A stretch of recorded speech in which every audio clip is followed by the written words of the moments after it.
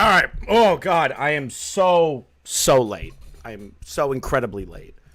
Oh, my God. Oh, Jesus Christ. I am very, very late, Shogun. I've never been this late to my own live stream before that I can remember. Don't quote me on that. Okay? Okay? Don't quote me on that. I haven't been late to one of these things since I first started. God damn! Oh, my God. All right. I just want to, I'm just going to hit the live button. I want to talk. I want to talk to you guys real quick. I just want to talk, okay? I want to have, a really quick conversation, okay? Like a very quick combo before I, get into the Dogpack video, okay? I need to express this because retards that are in the camp of Dogpack and Jake Weedle don't understand my and other people's frustrations with their coverage, okay? So I'm going to break it down very, very, very simply. Almost like a kid with special needs can understand this, okay?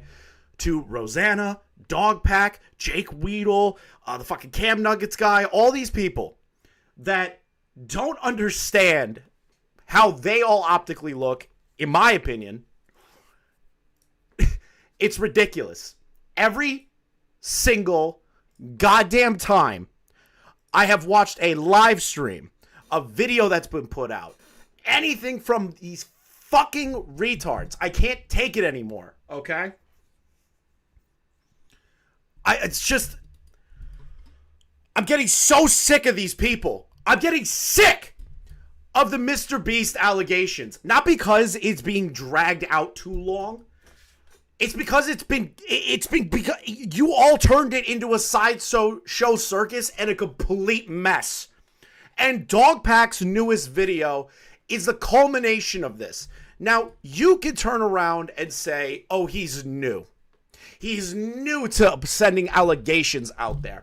I'm so sick and tired of YouTubers with major information on life-altering situations on YouTube being handled by fucking spargs.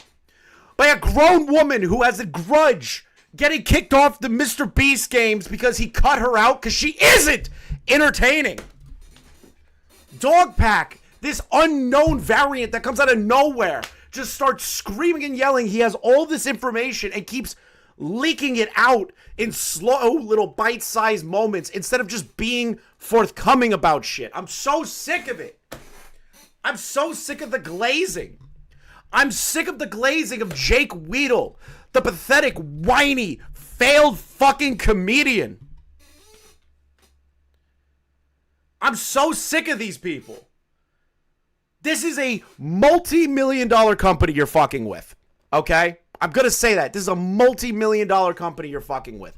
These people could ruin your lives if you screw this up. This could destroy, potentially, how YouTube operates with larger creators moving forward. Because people like you fucking idiots keep adding different levels to it that are so unnecessary. Just stick to what you need. Stick to what you need. I don't need to know an allegation of MrBeast being potentially the Antichrist. I don't need some bullshit where out of context clips are used in a sense to paint Jimmy the way you want him to. My focus from the beginning, and I have been consistent on this, is I care about what Jimmy did. Did Jimmy cover up for Ava? Did Jimmy cover up for anything involving alleged misconduct within the company? These things are important. The problem is that the way you guys are presenting it is causing doubt. You guys are making this worse. You're not making it better. Not a single one of you. And then you have people with larger YouTube channels that are just I don't care if you milk it, but milk it in a way that actually makes sense. And it's not just you slopping off the knob of the situation and going with the MrBeast haters because it's the easiest way to reach a bunch of viewers that don't use logic. That people are just so fucking stupid they can't think for themselves. I'm so sick of it. I'm so sick of it. Dogpack is a pretentious piece of shit. Jake Weedle is a whiny fucking bitch that got $100,000 for surviving 10 days in something that he signed up for. Rosanna is a disgruntled individual that was supposed to be in a video and got cut out. Why the fuck should I have to take these people seriously? I don't. I can't. Nor will I. I refuse. I absolutely refuse. I will state, however, okay, there is information in these videos that can be good. You have the situation involving understanding about Delaware that Jake the Viking knew and covered it up, got the job from his own brother-in-law. Then you have the information about potential gambling through children. I really don't give a shit. I don't give a shit that MrBeast faked his videos. I want to know if he allowed Chris Tyson to continue to operate, knew how creepy they were with minors and how they affected minors, and if MrBeast allowed it to continue. I want to know if MrBeast confirmed, knew that these people that are working for him are sexually harassing these people in his own company. I need to know this. That's the most important part of the story. Not that one of his CEOs used to be a part of the gay film industry, or that MrBeast's ex-girlfriend, who is clearly doing this for clout, is having a disinformation campaign against them. Do you think that we all just talk to MrBeast, Dogpack, Cam, Rosanna, all of you fucking idiots? Do you think that all of us have a connection to MrBeast and we have something to gain by defending him? No! If anything, we have everything to lose to look at this objectively. Because the community and how YouTube is right now is so anti-MrBeast, they'll eat anything you retards put up there.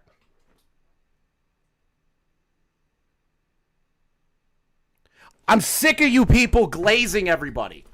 I'm sick of you people putting this bullshit out and just going with, hey, we have text messages. I'm sick of this shit.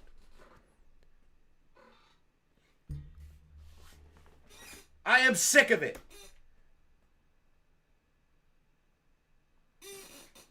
God damn it. I don't have stress levels. That's just me being legitimate.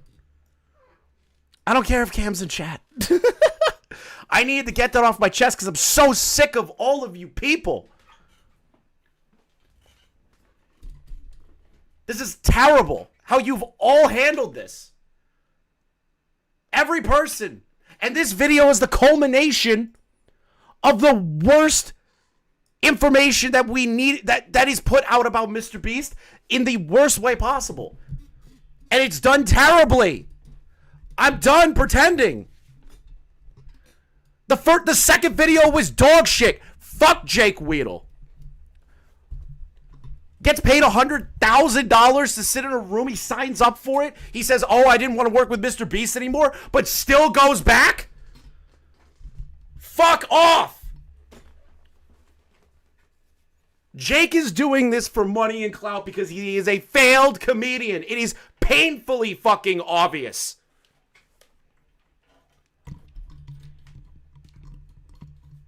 I have nothing to gain by attacking these people.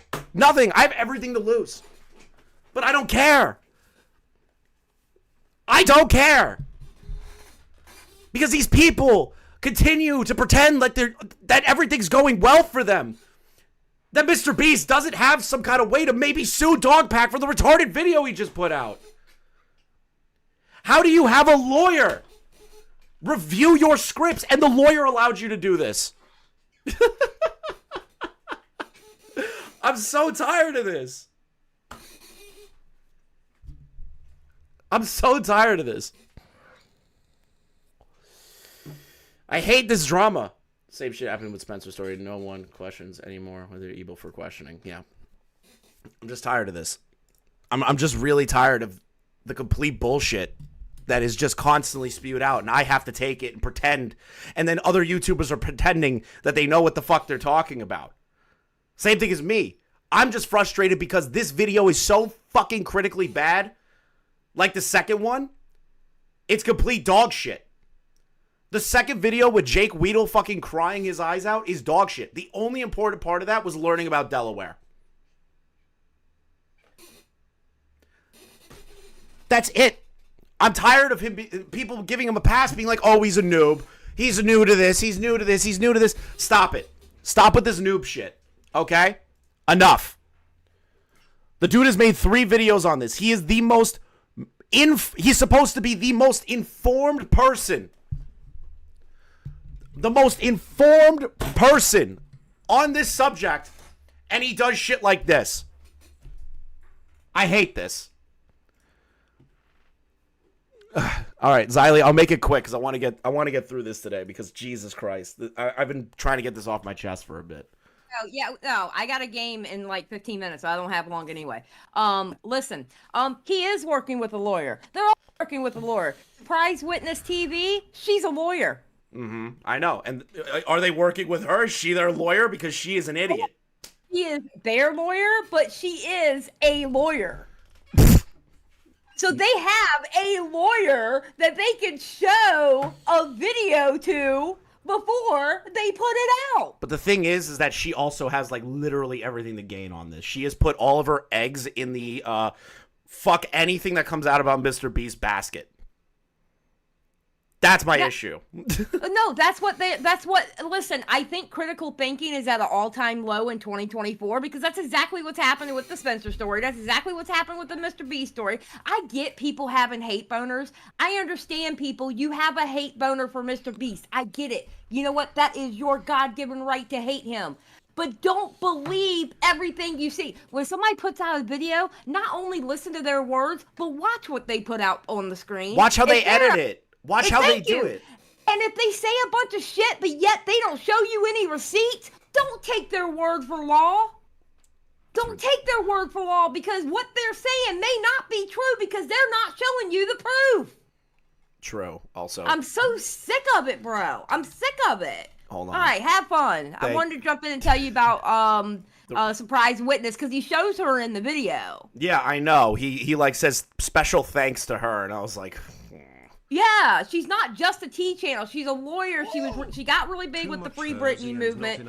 She was a big part of Bam Margera getting out of the Florida shuffle. We covered him on the broadcast. But she ended up getting sued or something. She lost her job at the firm because of one of the people I think had to do with Bam Margera or whatever. But yeah, she's a lawyer. She was never kicked out of the bar, I don't think. She's a lawyer. Like, what the fuck? I don't know. All right, I gotta call Smaggle now because he's demanding. Peace. Thank you, Xylee. Smaggle, what do you want? He's not picking up. The only thing Dogpack ever did that was good was what is it? Uh-oh, I can't not show these DMs. I need this. What do you want? Okay, I just want to say one point with the part 2 video.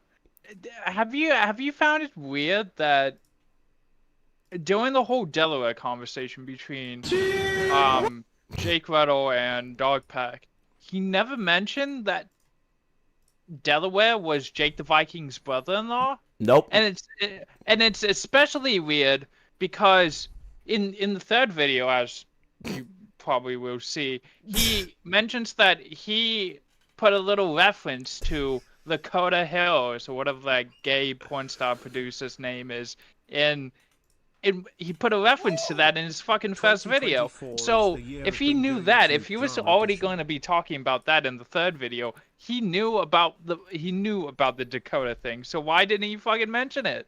Yeah. It's just ridiculous. The evidence is right there. Okay, Cam. Sure. I'll take random screenshots with no names, no anything, as legitimate proof. I'll do that. Sure. That's real smart. That's real smart, Cam. Chris, you can't hate on Cam. We already got all the Cam hate. You should watch Himpleton's stream from last night. It was a good call. I bet it was, buddy. I couldn't watch any more of it. It was just so ass rapingly retarded. Come on, dude. Dude, I don't know why fucking MLAW was there. Oh, I That was just the making a only joke with part the that caught Keepstar me off meme. guard. Sheesh. Still, bro. I'm blocked by Tipster. I can't see anything, Shinji. But, alright, I appreciate it. Owned. Wait. Forever mogged. Forever mogged, bro. Hold on. Wait a minute. Did Demonmama respond too today? Oh, no. No, she didn't. No. No, she didn't. I'm being trolled. Oh, my God. She did a live stream. Okay, that's interesting. Gonna have to take a look at that later. Gonna have to take a look at that later. Not care. See it. See it. We might have to scroll through Demonmama's live stream. We might have to scroll through Demonmama's live stream. It's on YouTube Drama. I might take a look at that. One of the most toxic zero fucks wear like a badge of honor. Yeah, Tipster, we all know you care. You watch all of us in a Discord secretly. Like, bro, we all know. Like, we know you care. Okay. Shinji, I need you to find me the Demonmama response, all right? If you can find that on YouTube Drama, I would greatly appreciate it. But I want to go over this video because I genuinely believe that Dogpack, at this point, I think this dude just needs to hand it off to somebody more capable. I just believe that he has been completely and utterly making everybody hate him through his own methods and his own ways of doing things. I didn't like the first video. I thought it was stupid to be upset that MrBeast faked videos and fucking giveaways. I don't give a shit about any of that. Okay? I don't care. I literally don't care. I don't care that he faked videos. I don't care that he did raffles. Don't care about any of that shit. I really, really don't. What I care about is if he knowingly and willingly participated in scamming, covering up sexual assault, sexual harassment, and covering up for Ava Chris Tyson. Those things are severely more important than anything else, in my opinion. Okay? Severely more important. Now, the Jake Weedle stuff, it's up to you if you give a shit or not. For me, if they chose someone else, like they act like they didn't sign up for something and didn't let him leave and it was a horrible experience, then I'd give a shit. Then I'd maybe give a shit and be like, holy fuck, MrBeast is definitely 100% a monster for this. What I said was, you can criticize MrBeast for that, but Jake knowingly and willingly went into that. That is on him. That's it. I think Jake's a snake. I think he's a failed comedian looking for his next shit.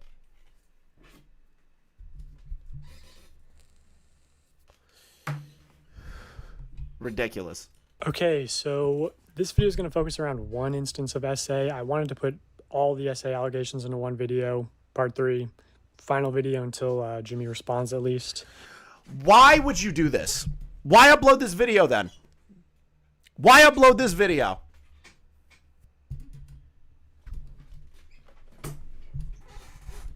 Why? Why would you do this? It doesn't make any sense. You say that you want to put everything within 3 digestible, well put together videos, and then you put out this dog shit.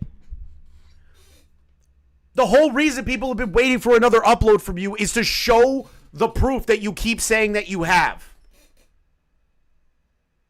That's the issue. You think you're some kind of internet fucking hero. You're not. You're a dude who got lucky to have this information and put it out. And pretending not to be afraid of being sued for millions. Okay? That's what you are. I sort of overestimated how easy that would be, as far as like getting everything approved with victims and lawyers, and like also, you know, traditional media is involved. They've been DMing me, you know, New York Times, Time Magazine, also like documentary people. I don't know. You're like, hey, I've worked with Netflix and Hulu and Apple TV and When you watch this video, how the fuck don't you look at that and go, this dude is glazing himself. He's giving himself self-fellatio. How don't you see that? If it's true, right? Even if it's true, why the fuck would you tell anyone that out loud? Why would you put this part in the video?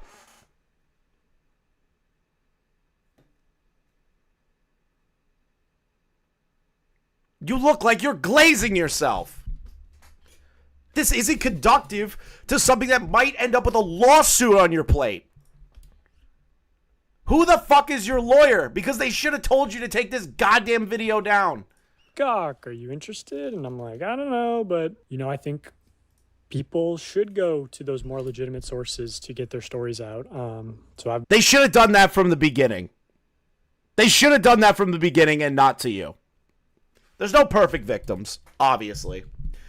In another world, these people would have went to legacy media. Legacy media would have looked it over, maybe sat back and said, there's nothing really to work with here. Instead of a YouTuber that doesn't know what the fuck he's doing at all.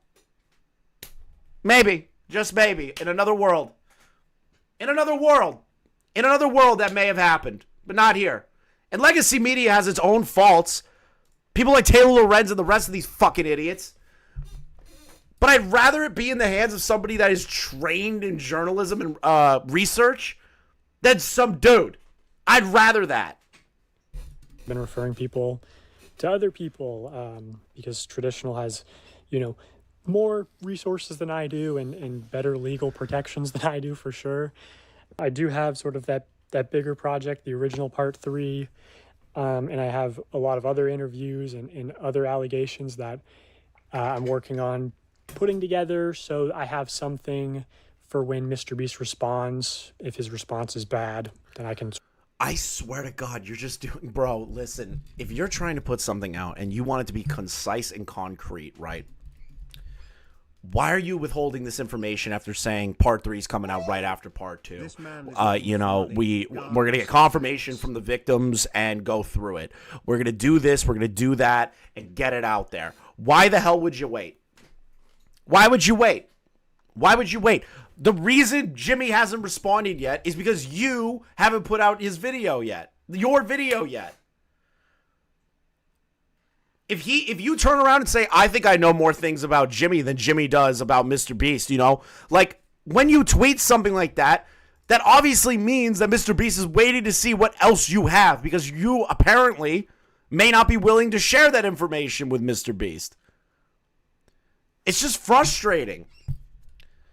It's frustrating because you sit here and you're pretending like you're doing an important thing and that like what you're saying is the truth and you have all these things, but you aren't putting it out there. You're holding it. You're withholding it because you want to be able to have an own instead of telling people what's actually happening.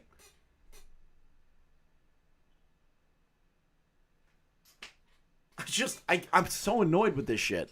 Sort of point out, hey, he lied here and he deflected and straw man argument or whatever, as well as like dropping new allegations and doing it in an opportune way so that they get the most eyeballs. But yeah, I just wanted to say... Interesting that you would say that when you are doing the exact same thing. You're going to criticize MrBeast for wanting to get the most eyeballs on it while a bunch of allegations are coming against him. People like Rosanna, who is a complete fucking spurgin of herself, being upset that she got cut from a fucking MrBeast video. Pathetic. Childish reasons to hate MrBeast. And now she has an avenue to be like, look, everybody, I was totally right that Jimmy was a piece of garbage. This is aggravating. Have we not learned from previous dramas that this shit is annoying? That you start to lose the momentum and speed and trust that the people were giving you because of this kind of shit?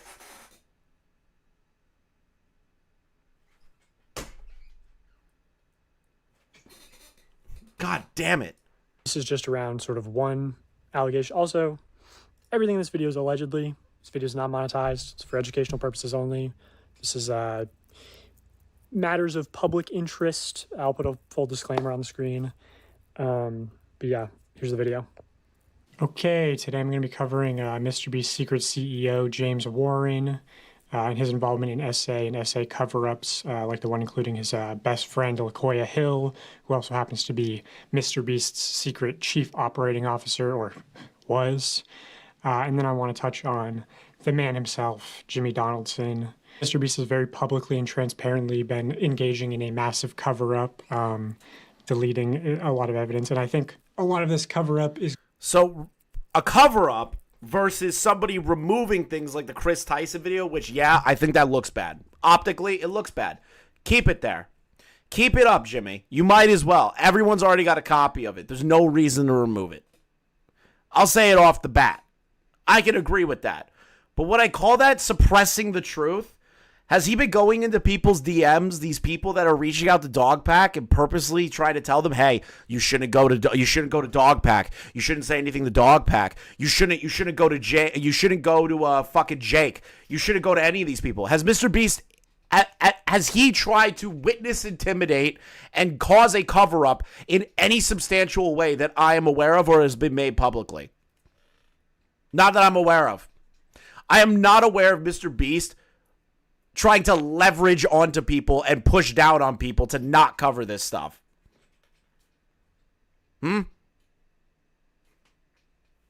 Other than the cease and desist that was sent out, because there's probably something in the video that Dogpack has put out that may be, in fact, defamatory. That's really the only other instance I can think of. Which, shitty move. I'll give him that much. Suing other YouTubers is fucking gay. I've said it before. But, dude, if you fucked up and didn't realize it and his lawyers caught on to it, that's on you. That's on you. That's on you if you fucked up that hard.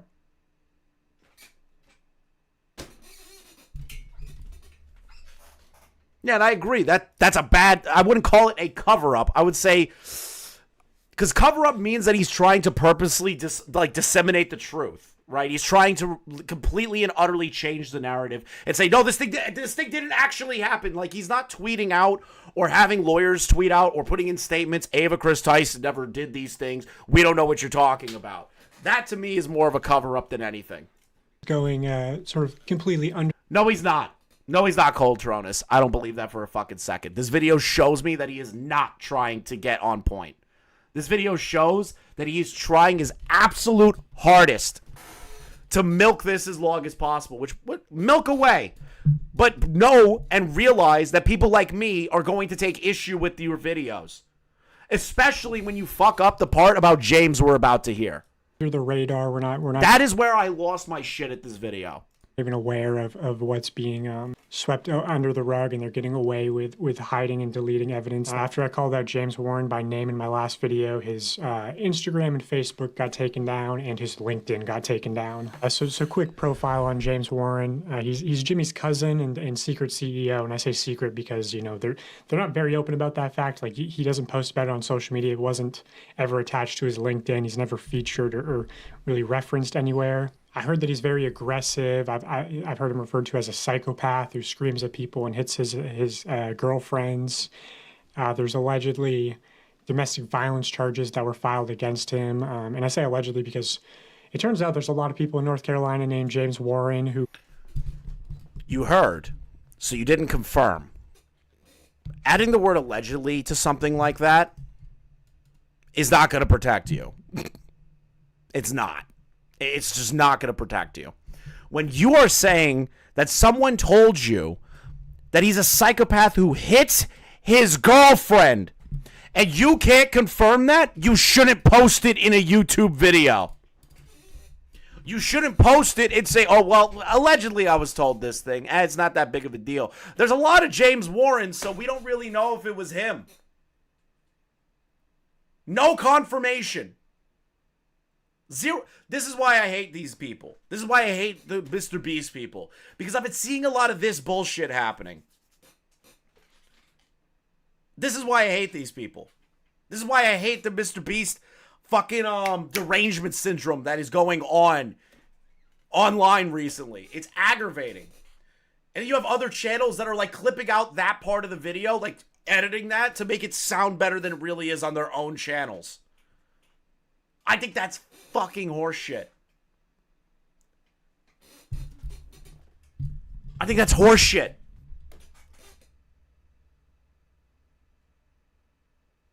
It's just, there's no mugshot, there's no police report, nothing. You can't confirm any of that after you're being told. And you show State of North Carolina versus James Warren like you have the case. Why would you bring this up? All you had to do was say, yeah, he covered up for some guy. Let's go into that. If you weren't certain on the domestic violence allegations, you are an idiot. You're a hollow skull dipshit. Who assault their girlfriends, I guess. So I'm still having people look into these cases, specifically that surprise witness on YouTube. She's been super helpful and like. Great, get a YouTuber to do it. Super smart, super smart. Nobody with like professional experience. Yeah, do that. Do that. Get a YouTuber to do it. There's no case number that was said to you. They haven't found a case number yet. Nothing. Nothing. Even if they do find it, this is grossly negligent. This is grossly negligent. Even if you do find something, what you've just done is muddy the waters on this shit. How the fuck do I know more than what a lawyer knows? Behind the scenes, just submitting freedom of information requests. And I want to state why I'm so mad, okay? Again, but I'm literally going to lay it down. I was in a call with my editor, Core, okay? And a couple of other people, Vault from Shot from the Point. This video came out. I can't express to you the amount of anger I was feeling in that call. How terrible this video was. I almost lost my shit. Like, you think I'm crazy right now? Holy shit, bro. Like, and just helping me out a lot in general. She's super nice, super smart. She'll be posting a lot of updates on her. If she was smart, she wouldn't have lost her job with the law firm that Xylee told me about. With the Bam Margera stuff, if that is what Xylee remembers it to be. She wouldn't be on YouTube. People that are lawyers working on YouTube, like the Nick Rekieta style people, I don't trust a single one of them. Not a one. Got me? Channel, as she has been about the MrBeast situation. MrBeast video caused a military operation. James Warren. Great context. Great context throwing that in there. MrBeast caused a military operation. Just a random clip of her saying something insane. Nothing of her kind of like articulating her points maybe about James Warren, the guy you're talking about. Also allegedly an ex-drug addict. I've heard that he offered cocaine and hookers to editors to stay late. And then the really big thing is that there was some incident between him and a female colleague that resulted in the female colleague leaving the company. And let me read this. Did you ever hear anything about James Warren and blank? I don't know anything. I heard they hooked up and there was something weird about them, but that's it. Okay, so they hooked up so far. Let's see here. This video is fine. You're retarded. You're actually an idiot. Get out of my chat. Like, if you can't understand why this video is shit, you don't have critical thinking skills. Do you know anyone who would know more? Heard she got 3 years severance. I do remember hearing that too. Remember, there's nobody in here that's like definitive on this. Yes, I know that for a fact. It's all I remember. I heard this through second party. I heard this through second hand. This is ridiculous. I don't know anyone who would be willing to talk about it. The circle is always kept pretty tight. Receiving 3 years in severance pay. I'm still actively looking into this incident, so if you have information, let me know. But I've heard from multiple credible sources that this is true and this did happen. Also, I should... Okay, what... Show the ones that are the credible sources. Show the text messages that say, I know for a fact that this happened. Not, I remembered that this happened. Show that. Show that. That makes more sense than showing somebody that goes, I remember this happened.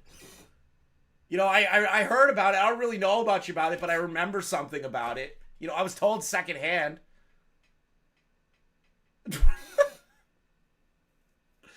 Oh, my God. Quickly clarify that a lot of this investigation is allegedly. Can't wait for the lawyers to rip that one apart. It's just alleged. It's allegedly. Allegedly. Allegedly. Oh, allegedly. Everything outside of court documents is alleged. All parties are assumed innocent until proven guilty. How come you say... You gonna say that? You know, that's sort of the nature of these instances. You gonna verbally say that, or are you just gonna put an asshole fucking bar here? Instances, I have a lot of testimony. He really is pulling a slasher. He's literally pulling a slasher. That's exactly what's happening. I know the reason why Dr. Disrespect was banned, but due to the importance of the situation, I cannot share at this time. We're literally dealing with a slasher moment right now. Right now.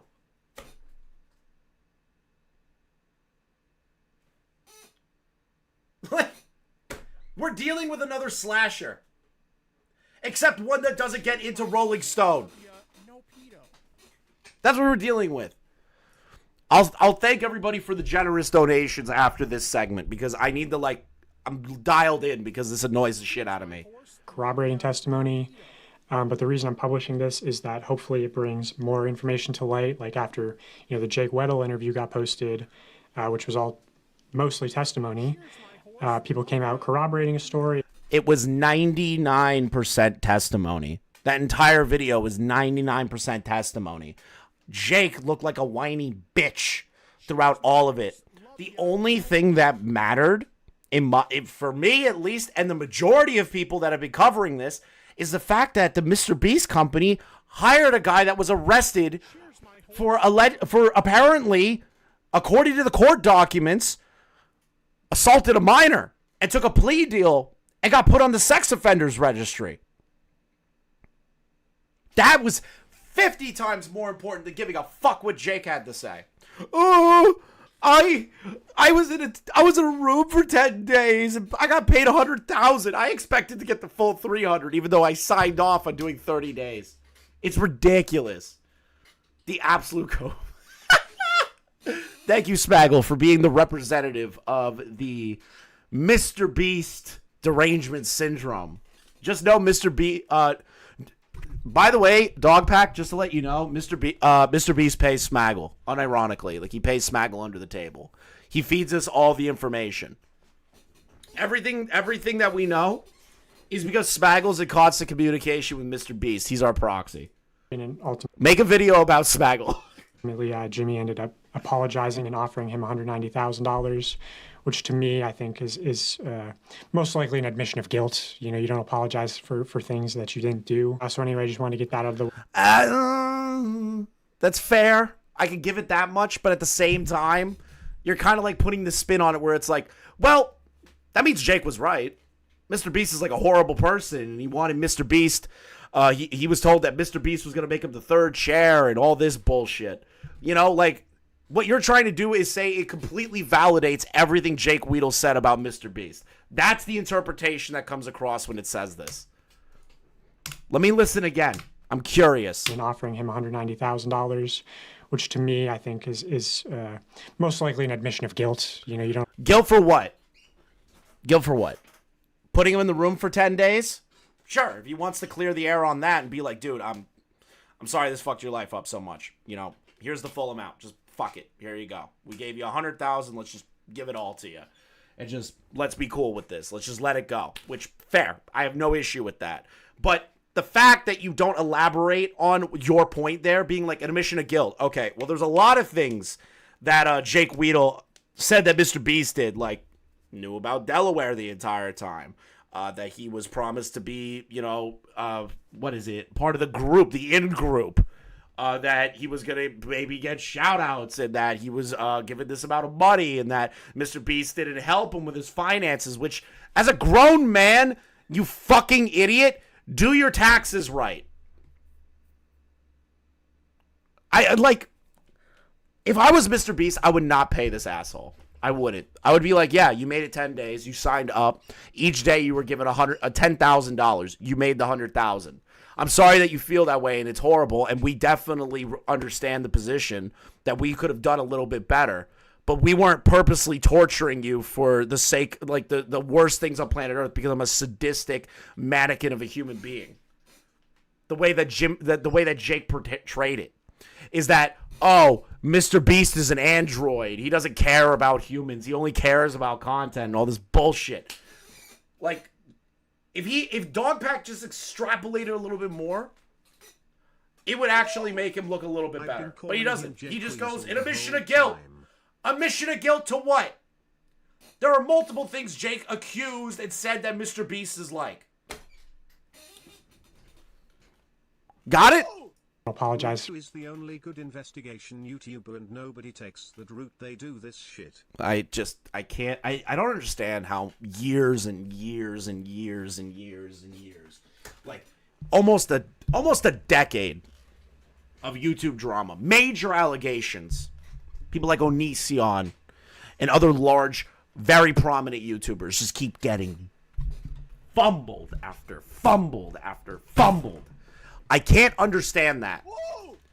Jake took money after How do you not look into the successful videos that were able to actually help secure these things against these creators that have done genuine wrong? How don't you learn from those? How do you just put this shit out and go, yeah, this is good enough? Yeah, you know, we don't know if James actually beat his girlfriend, but I'm going to say allegedly that he is, and somebody told me randomly, someone just told me that he does beat his girlfriend, so I'm just going to take their word for it. Like, how do you not learn? How do you not learn? God.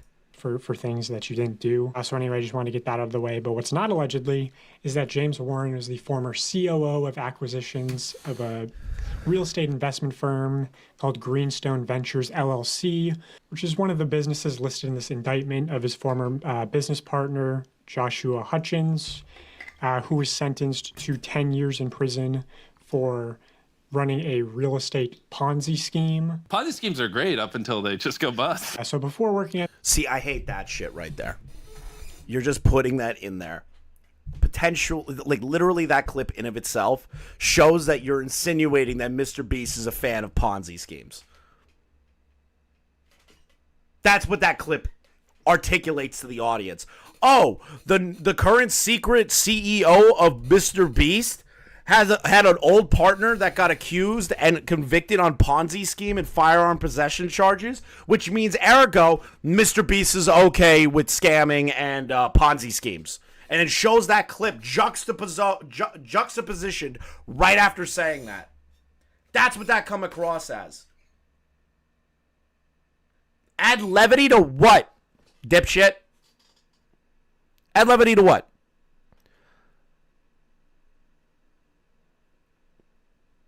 Add levity to what?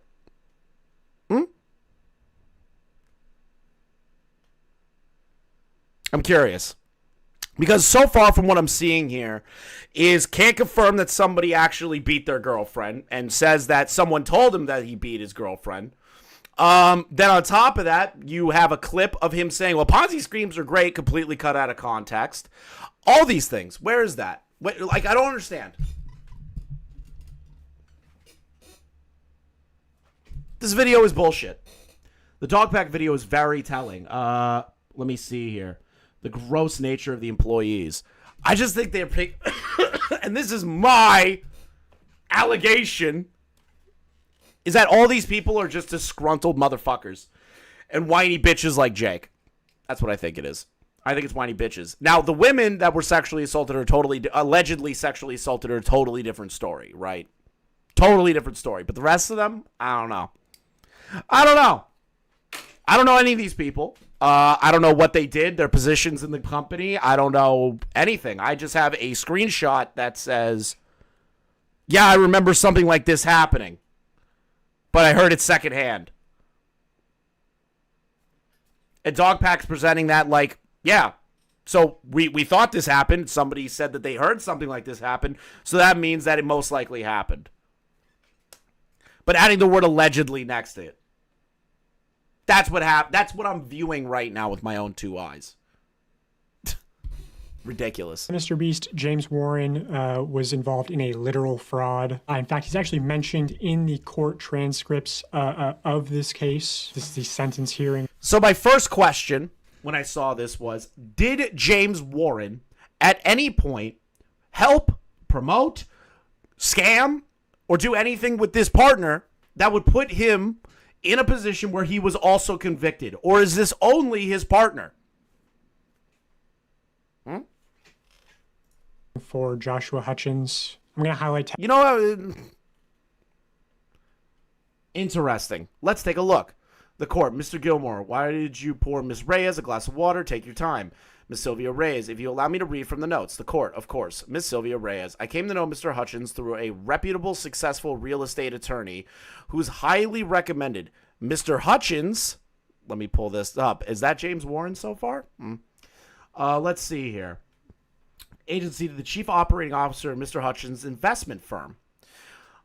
I trusted Mr. Hutchins went through a strong recommendation and endorsement of very reputable and successful real estate agent, very well educated, very well known in the community, and eventually, again, staked his future in becoming the CEO, chief operating officer of that enterprise. He represented Mr. Hutchins in a highly competent and capable and presented a successful track record of how Mr. Hutchins has delivered for other investments. As we have come to know, we are all fraud. Those were all fraud, mostly fraudulent. I won't say all, mostly. In my case, it was 100% fraud from misrepresented. Promissory notes. I have deeds of trust that were never filed in the courts of first lien that gave me the rights to the property. Why did I come to believe that these were viable investments? The size return on investments and the risk of profile.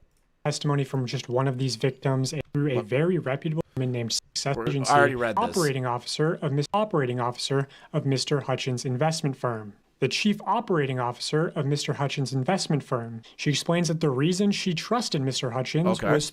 So again, chief operating officer of a business that James Warren owned. I want to see this next page. 16, she testifies, my trust was and has been severely violated. This is the equivalent of financial rape. Many of us...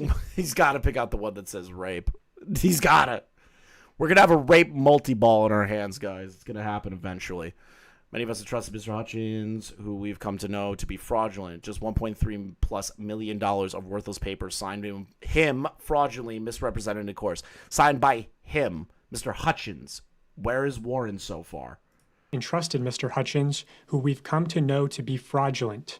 Just $1.3+ million of worthless paper signed by him fraudulently misrepresented in the courts. So Hutchins was convicted for soliciting investment monies by telling victims that their money would be put to work on a specific property. In fact, Hutchins did not put all the investor funds to work on the property on which the investor was solicited to invest, and instead regularly used investor funds on other properties or personal expenses. Now, what kind of personal expenses? Well, apparently he bought an AR-15 and hundreds of rounds. Okay, so we're still talking about Mr. Hutchins, which, yes, was the chief financial officer for a business that James Warren was running. But at the current moment, based on this buildup, I'm not seeing James Warren saying that he was okay with the Ponzi scheme. I don't see any of that.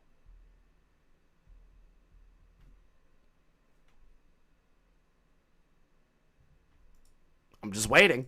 Of ammunition. His wife had a domestic violence order of protection against him. He's accused of calling his... Yeah, I'm waiting. Somnus? I don't even know how to pronounce your fucking name. Wife a lying rat. This is called waiting. And sending menacing photos of himself in tactical gear in the woods to her friends and family. That's fucked up and kind of funny. I'm a monster. Again, according to Sylvia's testimony, James Warren represented Mr. Hutchins as highly competent and capable. She continues on. So that's highly competent and capable. So an employee is being accused of something.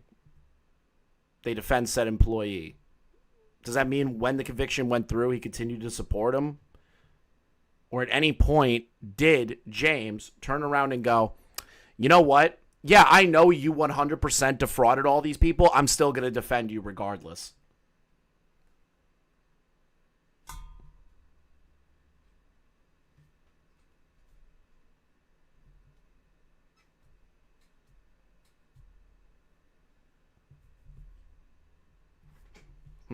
On page 17, James Warren, the then realtor who recommended me to Hutchins, also encouraged us to work with Mr. Hutchins on trying to make it work, and we did until it became very evident as to his apparent intent of complete fraud. So James appearing to sort of try to mediate this exchange, saying, hey, give him a chance, don't pursue him, don't sue him, just make it work, right? The real losses due to fraud are evident. Financially, he's devastated my retirement.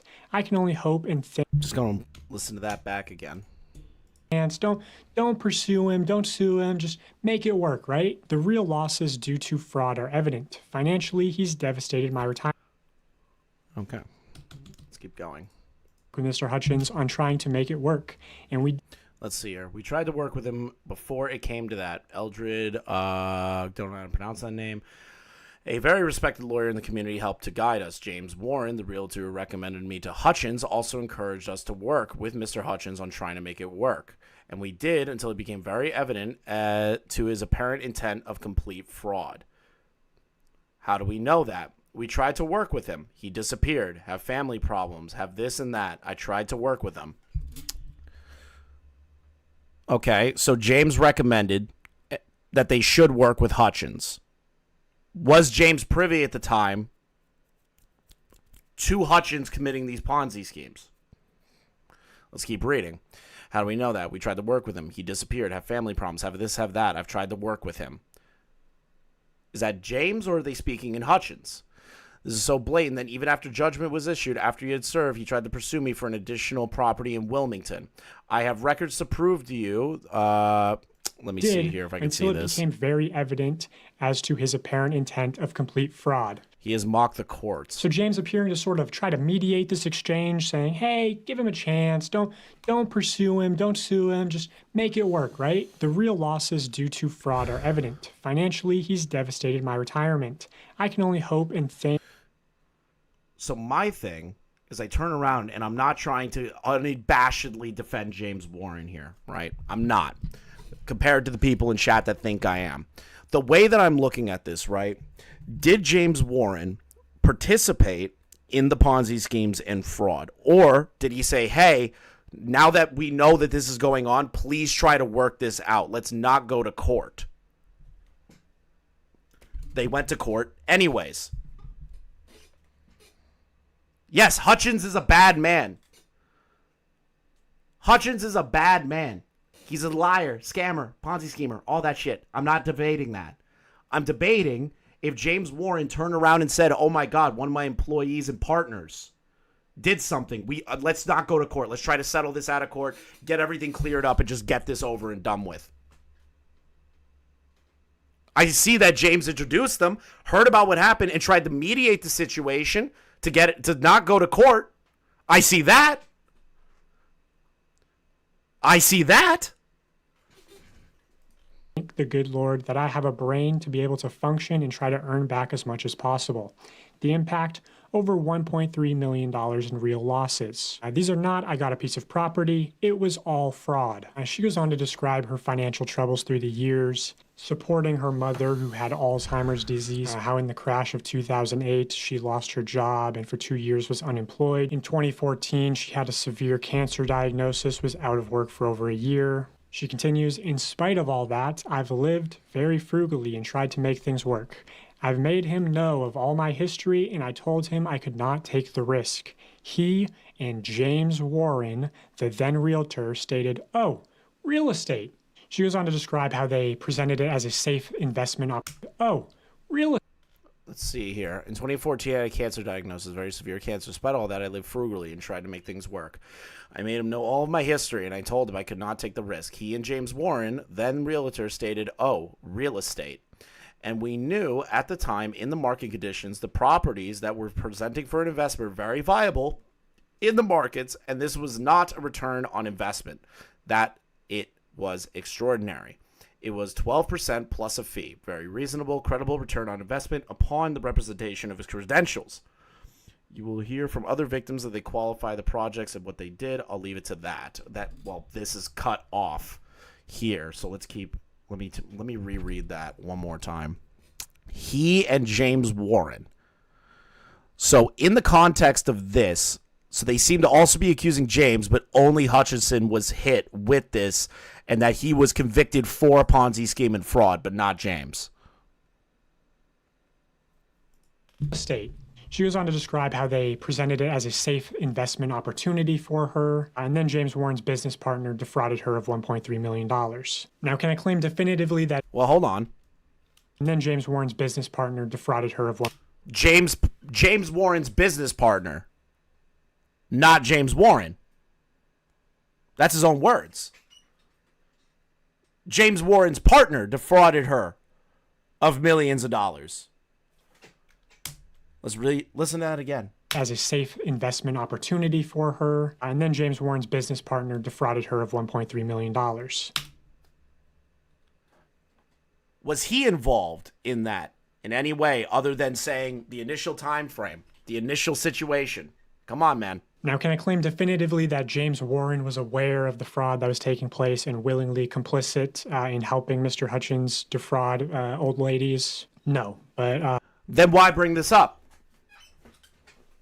Why bring this up then? I'm getting to a point. Why bring this up then if you cannot definitively state that? Or that you are 100% certain that James Warren was okay with this Ponzi scheme? Why is it even in the video?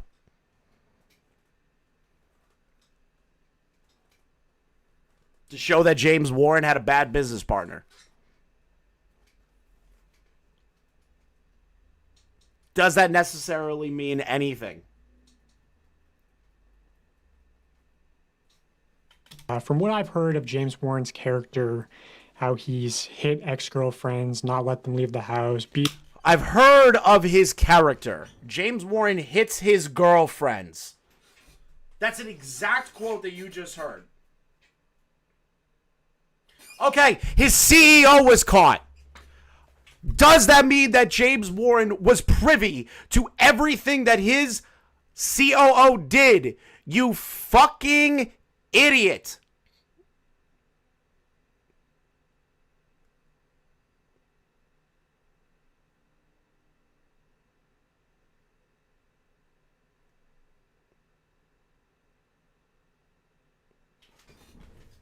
his dog, his business partner, COO acquisition, Greenstone Ventures. This does not mean that James Warren was privy to his business partner. Just because he is the chief operating officer of this company does not mean that the guy Hutchins and Warren were working together on this shit and Warren was okay with him fucking okay with it. Frauded people in his own ways. If I misspoke, I apologize to you. But at the same time, doesn't change anything in regards to the James Warren shit. Doesn't change anything. James Warren was not okay with it. He didn't get convicted for it. He tried to mediate it behind the scenes and get it done and not go to court.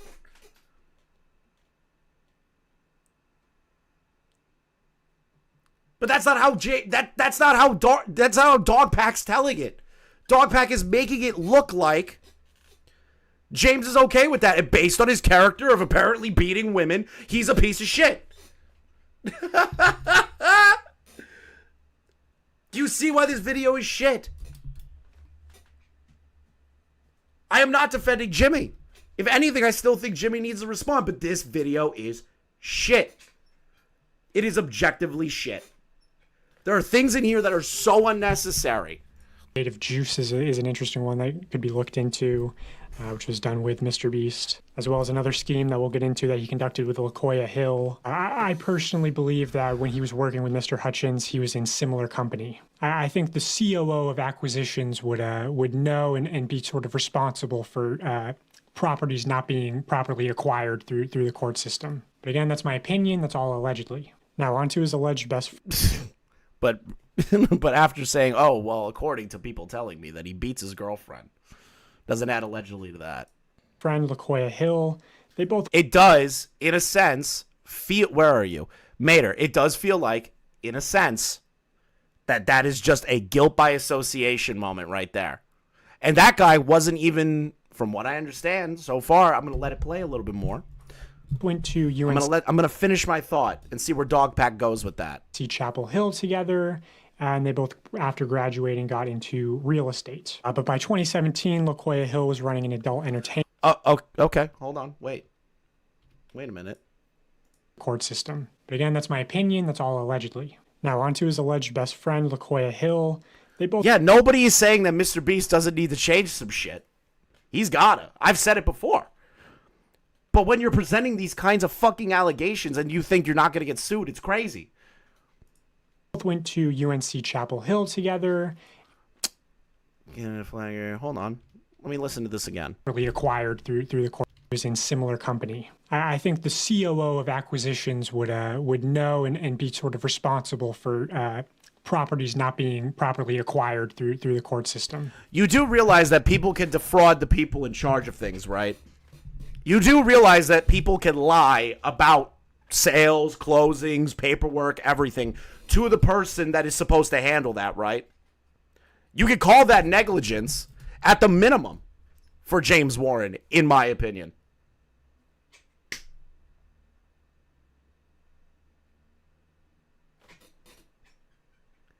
The worst you could say is negligence. But he is not somebody that is just totally cool with what the previous guy was doing. But again, that's my opinion. That's all allegedly. Now, on to his opinion and allegedly, bro. that word's going to bite him in the ass one day. Alleged best friend, Lacoya Hill. They both went... Alleged best friend, Lacoya Hill.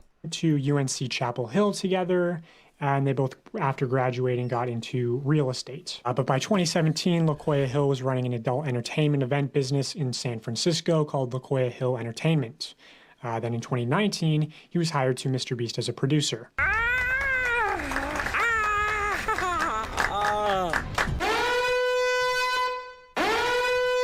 Our party evolved into this place where, you know, you have the drag queens, the muscle daddies, the bears, the twinks, the, like, posh boys. Now, I'm all for... What was the point of that?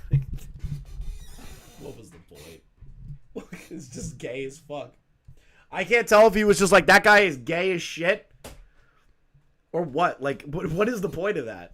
I get he's trying to make it entertaining, but it just comes across as fucking tone-deafingly retarded. You're about to drop... like, come on, man. I'll admit it is funny. I'll say that much. That is funny. It is funny. I will say that. I will. But what was the point? Personal freedoms. I believe adults should be able to do whatever they want. However, I question what qualified the sort of go-go dance drag daddy of San Francisco for a job producing YouTube content for children. You know, it'd also be... now we're doing the whole like, oh, this guy worked in the porn industry, is now making content for children. Okay, and? You know that, what is it? Skylar Gray, ex-porn star, huge porn star, now works exclusively with children, right? She does, like, book readings and shit for disenfranchised children. Now, I'm not defending Lacoya Hill.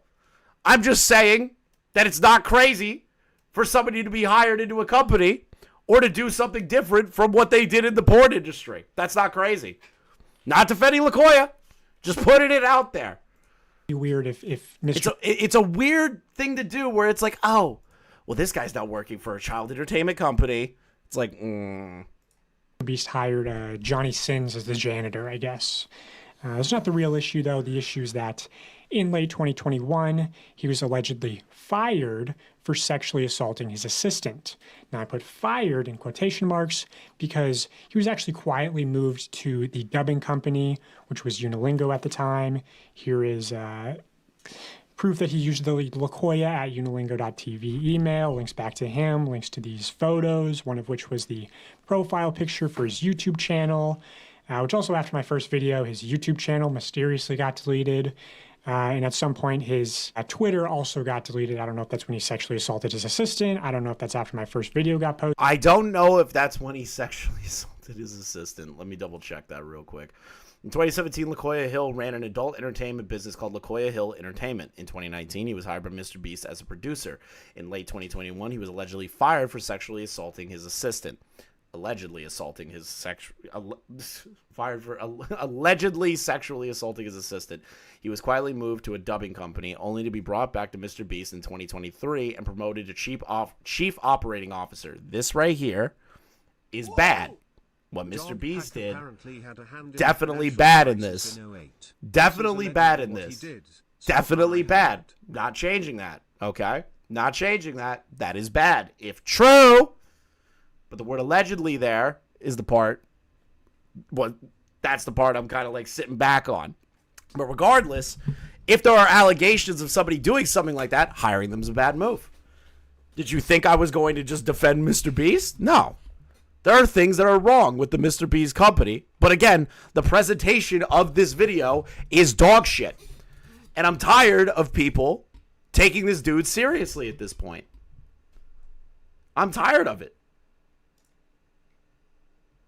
I'm seriously tired of it. Assistant prior, and promoted to...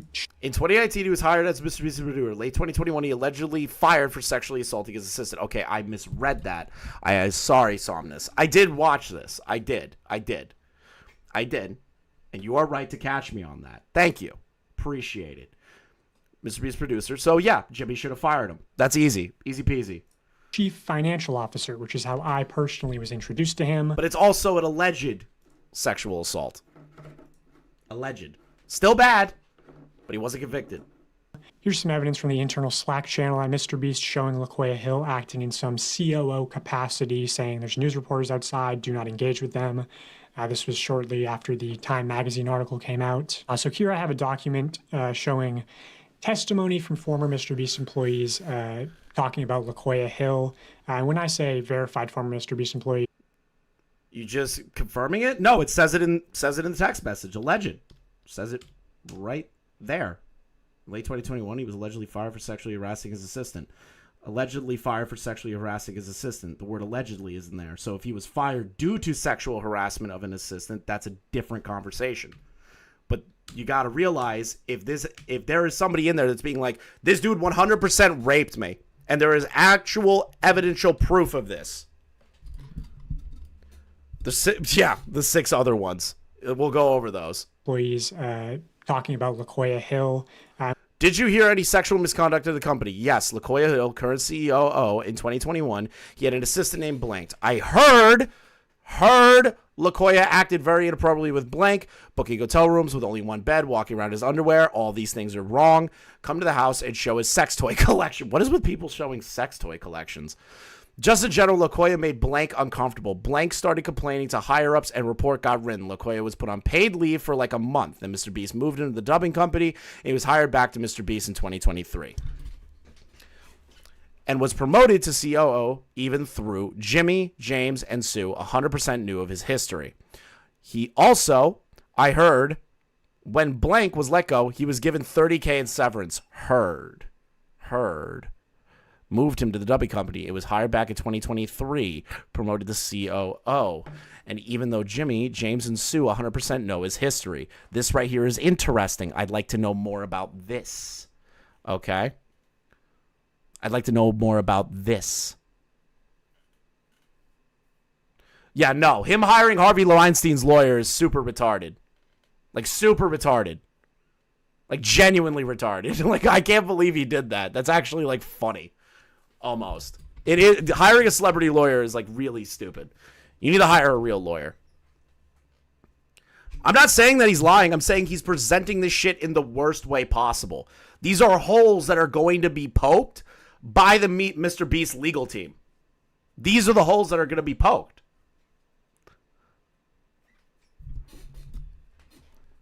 When I say verified former MrBeast employee, I had them send some form of proof. I know who some of these people are. They just want to remain anonymous, but I'm willing to share this with like an independent third party if it needs to happen.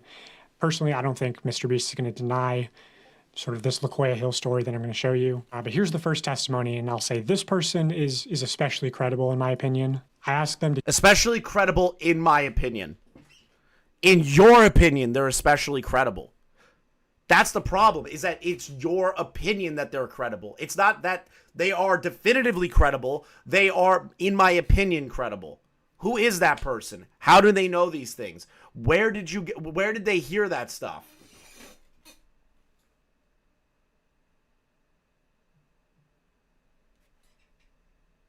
It's ridiculous. You're getting your holes poked right there. I'm not saying I'm not having an issue with the anonymous part. I'm having an issue with him saying the words. In my opinion, they are credible. How the fuck is the public supposed to know? What is MrBeast going to say about that? What is the lawyers going to say about that? Did you see or hear of any sexual misconduct at the company? They say yes. Lacoya Hill, the current COO. In 2021, he had an assistant named victim's name. I heard Lacoya acted very inappropriately. We have testimony. The victim, booking hotel rooms with only one bed, walking around in his underwear, having victim come to his house and showing him his sex toy collection. Just in general, Lacoya made victim uncomfortable. Victim started complaining to higher-ups, and a report got written. Lacoya was put on paid leave. Show the report. MrBeast should provide that report. He should. He should provide that report. When he responds, he better supply that report. It's not smart to add things that you can't prove definitively. That's my issue. He should. But the problem is that Dogpack doesn't have shit. He has testimonials. He has testimonials. He doesn't have evidence. He has testimonials. That's the problem. Think. Use your brain. Use it. For like a month. Then MrBeast moved into the dubbing company, and he was hired back in 2023 and was promoted to COO, even though Jimmy, James, and Sue 100% know his history. Also, I heard that when victim was let go, he was given $30,000 in severance. I could get you victim's I swear to God, it would be really funny if this was Chandler. number. I don't know if he talked. I don't know if Chandler knows anything either. He's just one of the bigger names that I can remember off the top of my head other than Ava. I genuinely don't like MrBeast's content. I don't. I never did. I thought a lot of the shit he was getting back in the day was complete horseshit. It's like, he's the Antichrist, which is a fucking dramatic thing to say. But during that time frame, there was nothing to work with. It's just funny. It's just really funny. I responded, yeah, that'd be great. Also, as the proof, he moved to the dubbing company. I could look. It was the original dubbing company called Unilingo. MrBeast practically forced them to hire Lacoya, and then they poached Unilingo's employees and copied their whole business and created Creator Global. How do they know that? That's my thing. How? In your opinion, they are credible. I get that. They're a MrBeast employee. But employees hear shit around the water cooler and start saying shit. Find employee number 2. Ask them the same question. Have you heard of any sexual misconduct at the company? They say yes. This is why this video's dog shit. This is why I hated the Jake Weedle video. It's all testimonial. I haven't changed my position. I just test the testimonial shit. I want hard proof. I don't want random fucking employees telling random fucking things that they think that they heard. I want proof. I want proof. I don't think that's crazy to respond. I don't think that's crazy to demand. How to spell their name, but Lacoya, something like that. He was brought in last year after because the way that he's presenting is like MrBeast 100% knew, according to this person.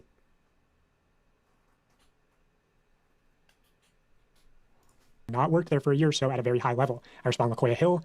They say, yeah, I'm gonna lose in the fantasy draft 100% pro casual. I already know. I'm already relegated to like losing the fantasy draft. I'm already relegated to losing the fantasy draft. I'm already ready. I'm already ready for it. I'm gonna get raped. I'm gonna get brutally molested. Brutally molested. What?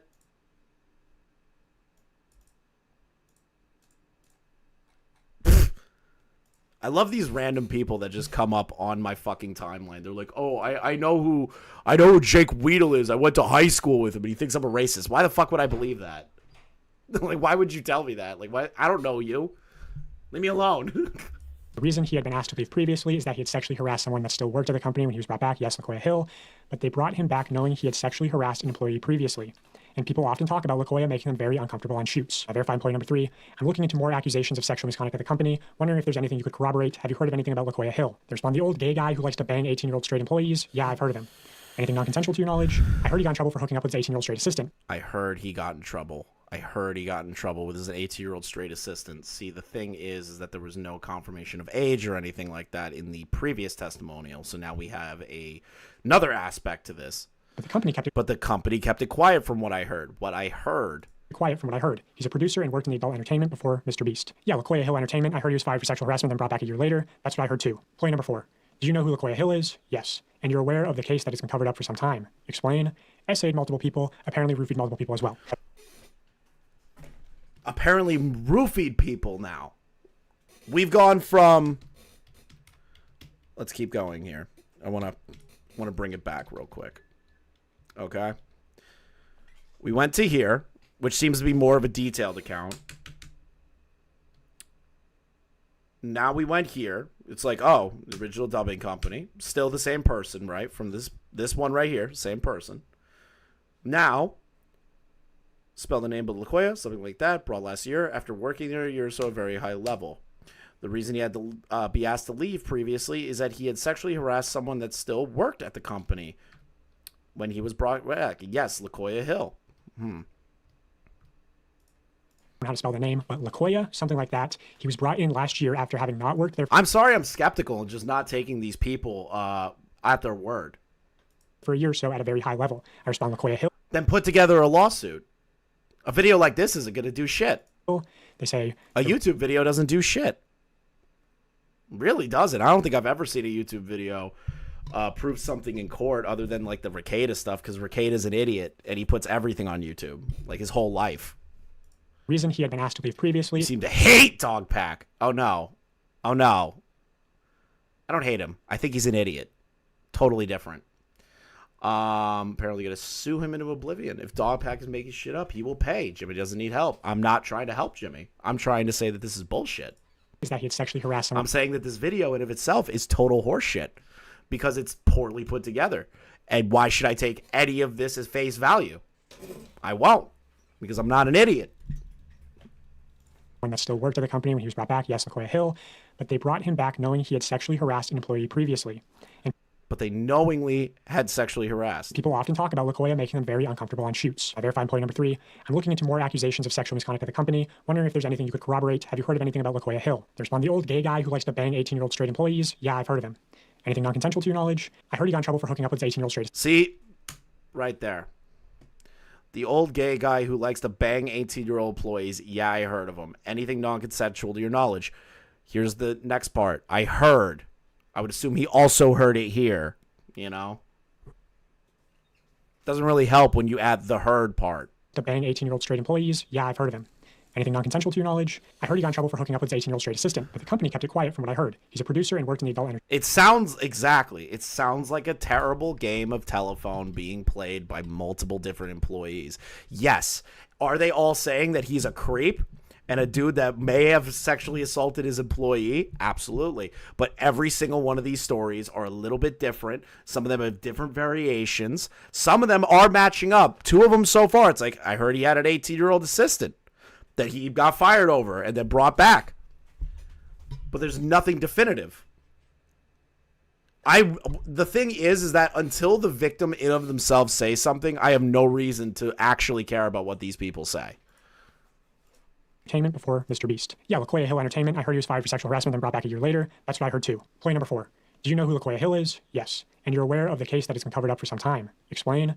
Essayed multiple people, apparently roofied multiple people as well. I verified play number 5. I'll also say this person is especially credible, but they worked there a while ago, like 2020, 2021, around then. Okay, few things. Especially credible. Okay, who? I get it. Whistleblowers. They don't want to be named. They don't want to be put in the lawsuits. I get that. I get it. But like, bro, you've been playing. You can't just go, this one person is super credible in my opinion, and then flip to another one that's like, yeah, this person is credible. Like, the problem is that you have so many differing degrees of people that are credible to non-credible that you believe are credible or not credible. Like, it's ridiculous. Stick to the credible ones. The ones that are definitively credible. That's my issue with this. Lacoya sexually assaulted. Yeah, Nick made a joke about OJ's lawyer. Yeah, we need OJ's lawyer. His assistant who was straight and Lacoya was gay. You probably already know that. But James is best friends with him, so holy shit, was that surprising that they kept him around way longer than they should have. There were reports of him making the assistant sleep in the same room / bed with him on trips. I do know what an NDA is. This guy's not under NDA. It's probably past the expiry date at this point. I signed an NDA. I signed one when I was working as a producer on a show. That shit fell off already. Have they defined how long the NDA is? Has anyone heard how long the NDA stipulation is on the paperwork that they signed? I don't think I've heard anything like that. Him inappropriately. You know, NDAs end after a while, right? And dangling his job in front of him. Employee number 6, did you hear anything about Lacoya Hill? I heard that incident happened. I heard they let him go, and I heard they brought him back and just put him in a different department. And I don't know, but I think he's working there again. Now, recently, MrBeast has let Lacoya Hill go. They had this sort of leaked email where they say, therefore, along with Jeff Housenbold, our new president and COO, right? Alluding to the fact that Lacoya Hill is no longer working there. Now, I have been open with MrBeast about the fact that I was going to cover Lacoya Hill. This is a single frame in my first video where I reference Lacoya. He's also in my Twitter header. And I've also just told people who work at MrBeast that they have to let Lacoya Hill go. So they did what I wanted and let him go, right? Well, just on a whim, I decided to look into the Creator Global LinkedIn, and it had gone private to where everyone just shows up as a LinkedIn member, right? But I saw this, L, LinkedIn member, president at Creator Global. I thought, you know what, that's a little suspicious. So I reached out to one of my connections close to MrBeast, and I said, hey, can you look into this account for me? Because sometimes if you have connections, you can see private LinkedIn accounts. And this is what they saw. Lacoya Hill, listed as the current president at Creator Global. No work history between graduating UNC in May 2001 and becoming the president at Creator Global in 2024. Dude, this is like the 3-cup game where you gotta like keep track of the pets and this as MrBeast. Just want to private. Just want to. Hill is no longer working there. Therefore, along with Jeff Housenbold, our new MrBeast has let Lacoya go, and I heard they brought him back and just put him in a different email. And I don't know, but I think he's working there again. Now, recently, MrBeast has let Lacoya Hill go.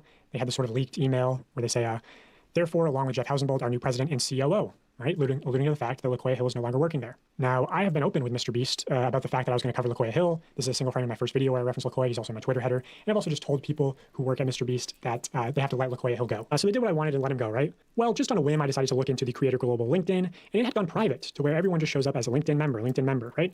But I saw this, L, LinkedIn member, president at Creator Global. I thought, you know what, that's a little suspicious. So I reached out to one of my connections close to MrBeast, and I said, hey, can you look into this account for me? Because sometimes if you have connections, you can see private LinkedIn accounts. And this is what they saw. Lacoya Hill, listed as the current president at Creator Global. No work history between graduating UNC in May 2001 and becoming the president at Creator Global in 2024. Dude, this is like the 3-cup game where you get... Which is fair. I can agree with that.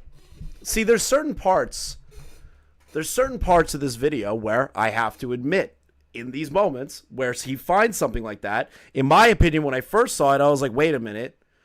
They just maybe didn't update their LinkedIn page. People get fired and let go all the time. They don't update the LinkedIn page. I looked at it again. I was like, wait a minute. The COO of this specific aspect in this email here, new president, CEO, a chief human resource officer in the context of MrBeast company, not Creator Global. He got it. He got that. Totally fine. I agree with that. But again, there are certain aspects to this and how it's poorly presented. It is poorly presented. The start of this, adding in the ridiculous nature of the Ponzi scheme shit, is retarded. I get he was trying to build to the fact that, oh, well, Lacoya Hill this, Lacoya Hill that, but maybe run with that. Maybe immediately lead with that. Say, hey, holy shit, remember that time that I said they have to fire these people? And they did, and the whole leaked email thing happened? And they got rid of the guy, but they moved him. Why would you have to build off the fact that James Warren had the other situation that has nothing to do with the MrBeast stuff? I also feel like this is the first draft that shouldn't have been released. This should have been strictly and tightly about the MrBeast stuff. That's the problem. He has actual important stuff, but it's drowned out by all the bullshit. It's roundaboutly retarded, and it keeps making it more convoluted.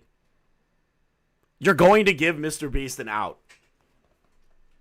Dogpack is going to give MrBeast an out if he continues to operate like bumbling around and then saying important shit later on down the line or like within the small crumbs of it. That's my issue with this. That's been my issue since day one. That's my issue. I've always had this issue.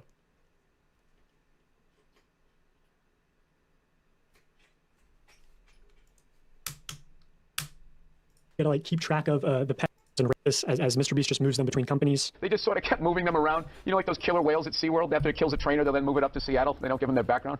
Which I heard, MrBeast or James Warren forced Unilingo to hire. Actually be concise on this. talk about solid, credible sources, the individuals that he actually knows are credible, according to him, versus the opinionated, credible ones. Not add in stupid bullshit that's unnecessary, like wasting a solid, glazing himself, potentially accusing him of DV. Let's keep going here. This whole section where he's talking about the financial Ponzi scheme ran by his business partner, and not him in particular, that we are aware of, that he was okay with it or condoned it. You know, all these things. All these things. This, leading up to this, is not good. This is dog shit. Speaking of solid, credible sources, press space. Oh, can't wait. But I'm still going to tell you right here, yes, this is bad. I'm not arguing the Lacoya Hill stuff. I'm arguing this like the majority so far of all of this has been fluff for no reason. Lacoya as sort of part of their partnership without, sending them the report on his alleged sexual misconduct at the company. I also have a voice memo from James Warren showing that they told I know I'm going ahead of you right now, Varium. Just keep up. Lingo to process a $28,000 bonus for Lacoya.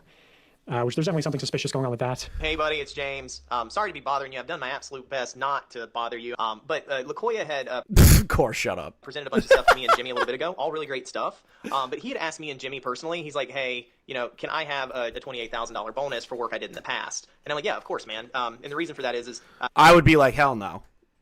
See, this is the failure of MrBeast and James in this context. I am not going to argue that.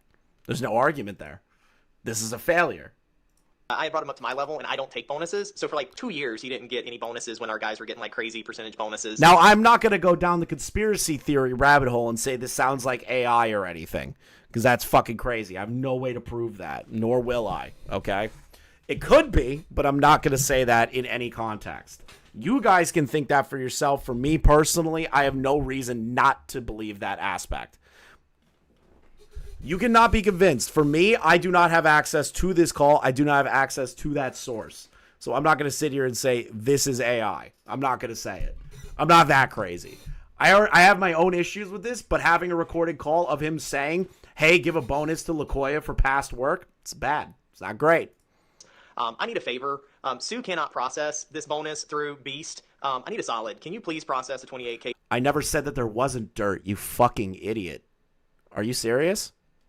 I never said that there wasn't dirt.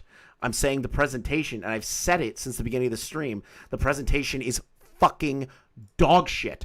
And there's too much fluff that distracts from the actual issues. Use your brain. Please, I've said it multiple times. Bonus for Lacoya. Let me know. Bye. And then they used Lacoya to try to steal Unilingo's business, poach their employees, take their clients, and then MrBeast launched Creator Global, where Lacoya Hill is currently listed as the president. So that's which he should not be. Lacoya Hill. And that's just what I can put on the record. I will say that if MrBeast tries to deny this, more evidence will be brought to light, and more people will definitely come out defending me, saying, hey, this is true. These allegations are true. This is all true. Allegedly, in my opinion, for legal reasons. Okay, now let's move on to the man himself. This is all true, in my opinion, with legal reasons. You could have just said, based on the information that I have gathered, allegedly, this seems to be going in the direction of it being real or something along those lines. When you just say straight up he is a rapist, it's kind of rough. And then you add allegedly at the end, doesn't really help. And that's just what I can put on the record. I will say that if MrBeast tries to deny this, more evidence will be brought to light, and more people will definitely come out defending me, saying, hey, this is true. These allegations are true. This is all true. Allegedly, in my opinion, for the... Why do you want to insult your chat? Because I insult retards. Welcome to my channel. Welcome to my channel, where I insult people. Wow, shocking. The whole point of my channel is insulting. Like, what? You must be new, brother. I don't know if you're new or not. I don't think I've seen you in chat before. I don't think I've seen you or the other guy. Welcome to my channel, where I speak what I want. Reasons. Okay, now let's move on to the man himself, Jimmy Donaldson. First, I'll show this testimony from another former MrBeast employee just to show sort of the work culture, especially from a female's perspective. She says, on my very first day, I was told to avoid being alone in a room with certain people in positions of power. At least once a week, I was subjugated to... No, I'm not going to ban him. What kind of asshole would ban dissenting opinions in a chat? Doesn't make any sense. No, I'm not going to ban him. You guys need to stop with this ban shit. I think I rarely ban. Unless there's like annoying spamming. Okay? I rather have these people in here so that we have the dialogue. And if I'm proven wrong, I own that. I'm not afraid not to own that, but I have my opinions of this. And I think this video is constructed poorly. And I believe this is going to give an avenue for MrBeast and his employees, MrBeast and his lawyers, excuse me, to go down an avenue to distract from the situation, which Dogpack has done. He's added things that distract from the actual necessary information that should have been put up. This is a rushed video. This is a video that is compounding on a testimonial from Jake Weedle, who I don't respect in any retrospect, where they had one piece of good evidence, which was, boom, here's a court record of this, which they blurred out later, which I found interesting. They blurred out later in that video. I found that very interesting. Incredibly so, in my opinion, because it is court documents. It is public record information. Interesting that they blurred it out, but maybe I'm just overthinking it. YouTube auto-censored that? Really? I don't think I've ever seen YouTube auto-censor stuff before. It's the first time I've had that. I've heard that. Like, there's been things in my video that YouTube's never auto-censored. Interesting. Appropriate questions and conversations. Once a male coworker asked me what I would do if Jimmy said, I don't think I've ever heard that before. You're teaching me something new. That's why I said I found that interesting. I appreciate you teaching something new.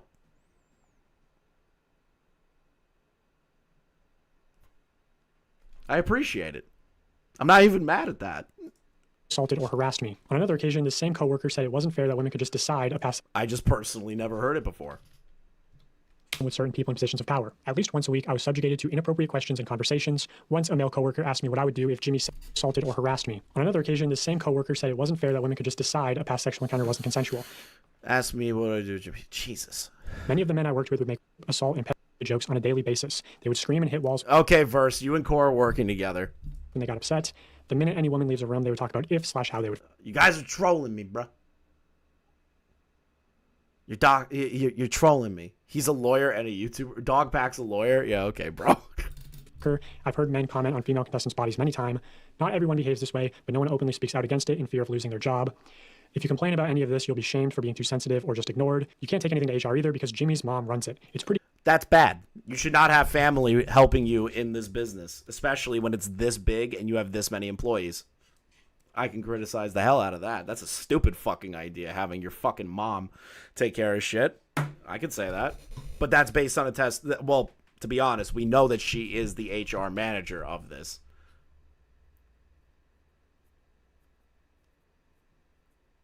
Calling me a retard is calling you retarded. Wait, hold on. I find this video poorly constructed and meandering, and there's some what the fuck parts. I've never said that there weren't parts that were not important to the story. I'm saying this is all bullshit. I think the way that they're all doing this, I think Rosanna, all these people are idiots. I think that they're going to give an out. I think they're giving an out. That's why I'm so mad about this video and how poorly constructed it is and all this fucking bullshit. It's literally a Britney Spears kind of conservative shit. Okay. It's common for people to essentially get paid to leave and stay quiet if they make enough noise about something. There is no employee handbook, by the way. If you ask for one or what the company's policies are, they just tell you to ask them and they'll let you know if anything is against the rules. But again, there's nothing in writing, which is true. The leaked document is just the production manual, not given to all employees. Here's another testimony. This person will go on the record. This is Jess, who accused Ava Chris Tyson of sexual assault. I think her case has been sort of mostly ignored because she wasn't a minor when it happened. But she was a MrBeast employee, and you can see in her evidence in her communications with the company the clear signs of a cover-up. Yeah, but wasn't that Twitter thread in context? Correct me if I'm wrong, okay? Because the last thing I remember hearing about this this allegation of sexual assault by Chris Tyson, okay, was that they both had consenting sex, and then he didn't want to go down on her. That's the last thing I heard about the Twitter stuff. So keep that part in mind. I've seen threatening her with legal. Let's see here. Hello, informed MrBeast HR team. The investigation regarding the report was complete and being reviewed outside law firm. Yeah, testimony alone are not enough evidence. A second firm is reviewing the information you shared with the company. Either some of the company counsel with the second firm will reach out to you, as may be. I would also remind you of the post-employment obligations you owe to the company, including those set forth in the transition agreement between you and the company. Action and emails, and I'm saying oh, we're gonna have a law firm investigate this. Well, they had one firm do an internal investigation, McGuire Woods LLP, the same law firm that sent me my first cease and desist. But then they hired Harvey Weinstein's legal team, which is fucking retarded, to re-review everything. So I guess they weren't happy with the results of the first internal investigation. Also, yeah, this new law firm, Quinn Emanuel, MrBeast has worked with them previously. Why did we skip over the entire DM? I only hung out with Jimmy a handful of times, but he definitely was a little more reserved around me because I wasn't part of his inner circle of the boys club. Okay, I don't care about that, as it's called. I did hear Jimmy straight up say the guy making the documentary right now has the footage of him saying stuff that would absolutely get him canceled. What is that stuff? It's just well-known thing that the boys club is misogynistic, looks down on women in the company, despite what they might say publicly. Behind closed doors, the women in the company know that the culture is a problem. I've heard multiple stories of Jimmy being directly informed of SA happening at the company and proactively working to keep it quiet. Lacoya was with an 18-year-old straight assistant. Ava told Jimmy about a time she was SA'd by another talent member on a private jet, and talent members / employees making advances towards contestants was a regular occurrence. Ava said that. Still, my first thought, and this is like my initial knee-jerk reaction, this is not a definitive take I'm going to make, is that this person is disgruntled towards this situation. I agree. I'm not going to like completely devalue this. I won't. But we need to see the paperwork. Chris, I think you're unfamiliar with safe space policies. Maybe you should reread them. Safe space policies. Fuck off. The reason of all of this was able to happen for so long is because Jimmy is deeply misogynistic. See, right here is where I'm like, okay, to his core, and only respects what he considers to be traditional women. He pushed those values onto the company when he created it, and it resulted in several allegations, SA allegations we probably not know yet. Okay, that's not great. I'll admit that. That's not great so far, from what this person is saying, which again, it's testimonial of a witness, right? Got it? Just pay attention here. Is saying that apparently MrBeast has created a toxic culture towards women, which several SA allegations. Why did we make this video and not condense all of this together in said video to show what this person is saying? That is my issue with this. Because now we have somebody who's already being looked at as like, because they put out that whole, I believe it was them or someone else. Because does Ava have 2 sexual assault allegations against them, or is it the same person? I completely, like, the last time I remember reading that was weeks or months ago. I don't have it on hand. The victim is lawyering up. Okay. Wish you the best of luck. I wish you the best of luck on lawyering up. I think it was them who posted it. Yeah, I haven't seen that one in a while. It's been a long time. I'm just going based off of memory. So I guess they weren't happy with the results of the first internal investigation. Also, yeah, this new law firm, Quinn Emanuel, MrBeast has worked with them previously. Allegedly, to internally investigate. I honestly don't even like the MrBeast allegations figure. Funny enough, I actually hate talking about them because they are so convolutingly retarded. Like, there's so many things that are just presented terribly or over-exaggerated terribly, and then with, like, little nuggets of what can be considerable allegations that MrBeast should respond to. That's why I hate this so much. I hate it. I genuinely hate it. And I hate the fact that MrBeast is kind of just letting it happen, but Dogpack keeps bringing up stuff that him and his lawyers probably don't know, and he has to wait. Okay. And I can't hate it, criticize it, and criticize the situation in and of itself then? I don't look at this as content. I find this to be an annoyance more than anything. These people that make this kind of video that allow potentially these individuals to get off scot-free annoy me. Lacoya Hill's sexual misconduct. So why don't you make that report public, Jimmy? Anyway, here's justice. I agree. He should make that public. No issue with Dogpack saying that. Testimony. I only hung out with Jimmy a handful of times, but he definitely was a little more reserved around me because I wasn't a part of his inner circle, or the boys club as it's called. I did hear Jimmy straight up say that the guy making the documentary on him right now has footage of him saying stuff that would absolutely get him canceled. It's just a well-known thing. The boys club is misogynistic and looks down on women in the company despite what they might say publicly. Behind closed doors, the women in the company know that the culture is a problem. I have heard multiple stories of Jimmy being directly informed of SA happening at the company and proactively working to keep it quiet. So just directly implicating Jimmy in the SA cover-ups. Lacoya with an 18-year-old straight assistant. So she's one of the people corroborating that story. Ava told Jimmy about a time she was essayed by another talent member on a private jet, and talent members/employees making advances towards contestants was a regular occurrence. The reason all this was able to happen for so long is because Jimmy is deeply misogynistic and only respects what he considers to be traditional women. He pushed those values into the company when he created it, and it resulted in several essay allegations we know about, and probably a lot more we don't know yet. Which also Oh my god. It's just that one extra part, you know. It's just like,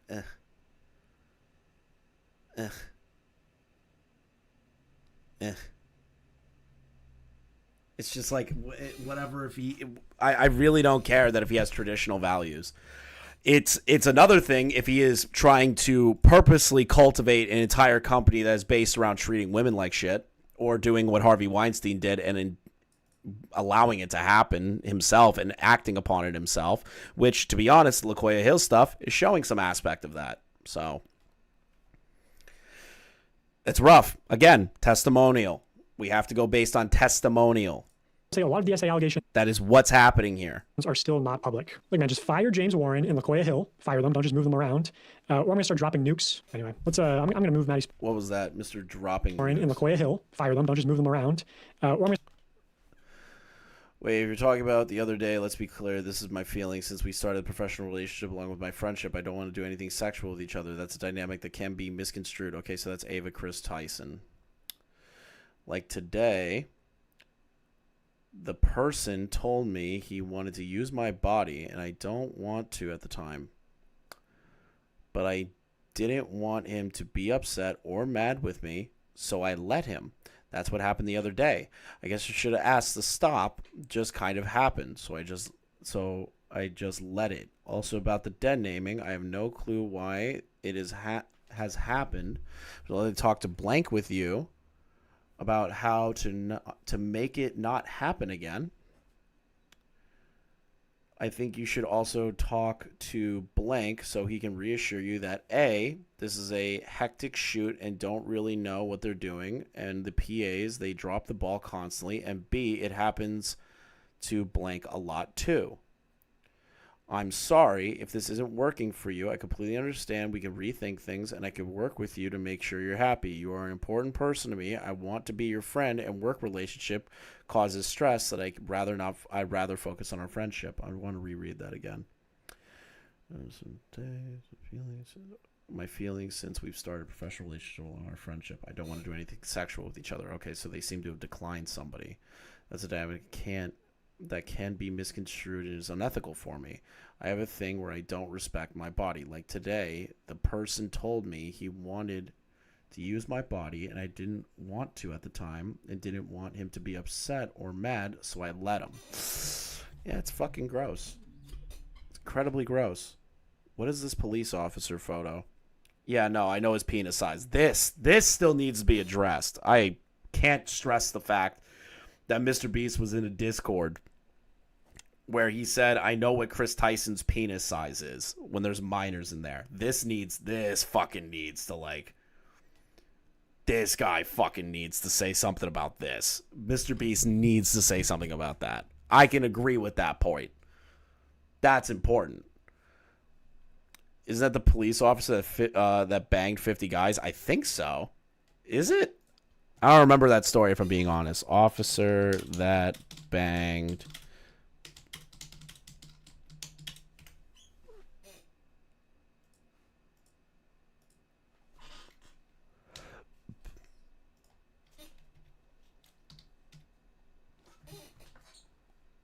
Let's see here. Yep, that's them. Boop. I can recognize that fucking forehead. That is a fucking terrible forehead. Let's see here. The person. Who is the person? Is that the person that was talking about there was like a producer or somebody on the private plane that raped them? It wasn't Jimmy and himself. Some people in chat are saying, did Jimmy and Chris Tyson have a sexual relationship? I don't believe that's the case. if he had a conservative company and everything, it's hard pressed to believe that he was fucking Chris Tyson. But I don't know, man. A lot of people that have like conservative values or people that are super liberal values usually are complete hypocrites on certain things. Yeah, I don't know. Gonna start dropping nukes. Anyway, I'm gonna move Matty Spadel away from all this. I just want to touch on this briefly. So Matty Spadel, who's MrBeast's very public ex-girlfriend of 2.5 years, posted this on her Instagram story. She doesn't mention Jimmy by name. It's sort of vague. I think probably either because she's under an NDA or maybe she's just testing the water. My first question, this is where we're gonna start getting annoyed again. Okay? This is where we're gonna start getting annoyed again. If you don't know, what kind of person puts their girlfriend under an NDA? Here's an example. Keemstar loves NDAs. Motherfucker makes people sign NDAs for a lot of people. Like, he tried to force Tommy to fucking have an NDA. I signed an NDA. Dude loves NDAs. Brantley's not under an NDA. That's fucking insane. To put your partner under an NDA, that's something I can't even remotely fathom. Maybe I'm wrong. Did you have to sign an NDA for July 4th? No, but I did have to sign a document that if Keem crashed the ATV, the four-seater, I wasn't allowed to sue him. So I did sign that, but I didn't sign an NDA. I talked about my experience at the 4th of July with Boogie. It was fucking terrible. The party was fun. My poor friend was on the grill the whole time, but like fuck Boogie. Like, that was the worst part of the party for me. Ex-girlfriend under NDA. He said I don't know if she's under an NDA, which is crazy to even insinuate. Be like, I don't know if she's under an NDA or not. Like, let's re-listen to that. I just want to touch on this briefly. So Matty Spadel, who's MrBeast's very public ex-girlfriend of 2.5 years, posted this on her Instagram story. She doesn't mention Jimmy by name. It's sort of vague. I think probably. And let's re-listen. Let's use our ears. Public ex-girlfriend of 2.5 years posted this on her Instagram story. She doesn't mention Jimmy by name. It's sort of vague. I think probably either because she's under an NDA or. I think because she's probably under an NDA is a wild thing to say for an ex-girlfriend. An ex-girlfriend. That is a wild thing to say. Be like, I think it might be because she's under an NDA. That is fucking insane to say. Maybe she's just testing the waters to see how people respond. To be fair, it's Jimmy. I don't know. I don't think any normal human being would actually fucking put their significant other under NDA or family members. But I don't know. Maybe I'm just one of the normal people. Or sharing more information. But also, it's like not that vague if you have reason. It's just weird to say it out loud. Just say, yeah, she was being vague about it. Comprehension and can read context clues. She says she spent years being quiet, never acknowledging that time in her life. It's just retarded. I think he's just avoid getting in the problem legally. Well, the thing is, he could have just been like, yeah, she was keeping it vague, but it's obvious it's about MrBeast. It's his ex-girlfriend. Also, I hated her little fucking bullshit here. Journal entries. Because she's under an NDA, or maybe she's just testing the waters to see how people respond before sharing more information. But also, it's like not that vague if you have reading comprehension and can read context clues. She says she spent years being quiet. What? Oh, hold on. Before sharing more information. But also, it's like not that vague if you have reading comprehension and can read context clues. Ah, the Ludwig jab. Got it. This video is definitely being made in total 100% good faith. There isn't like certain aspects of this of Dogpack just being salty. People don't believe him, or just take him at his word, I know Ludwig backed off like the coward that he is, instead of just owning, hey, there are certain parts of this I genuinely do not fucking agree with. But, Ludwig's a coward. Always has been. Always will be. She says she spent. But at least he got the balls to say MrBeast does need to respond to this shit. Years being quiet, never acknowledging that time in her life. 19 to 21 are formative years, impacted how she saw herself and how she trusted men. Months of therapy. She says, how? Why are you skipping around this? I've spent years being quiet, never acknowledging that my time in my life, just quietly cheering on those who I saw mistreated. I don't want drama. I don't want anything. I just want to speak up for my 19-year-old self. Doesn't want drama, but wants to add on to the fire. 19 and 21 are formative years. And as a young woman, it impacted the way I saw myself and the way I interpreted my future and how I trusted men. There was no user manual. There was no instructions on how to deal with gaining a following quickly.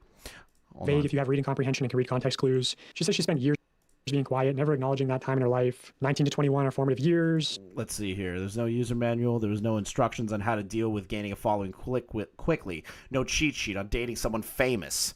I did the best I could, but I was not okay. All right, so you just couldn't handle high-pressure relationship. Did he rape you? Did he beat you? Did he belittle you? Did he look at you and go, you dumb fucking bitch? Like, I don't get this. Like, I get it. It was probably stressful dating somebody who is one of the most famous people on the fucking planet right now, but fuck, man, like, we have, like, significantly real situations going on here.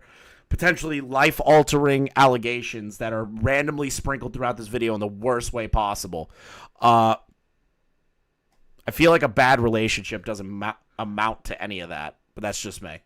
Impacted how she saw herself and how she trusted men. Months of therapy. She says how he treats other women will ultimately be how he treats you.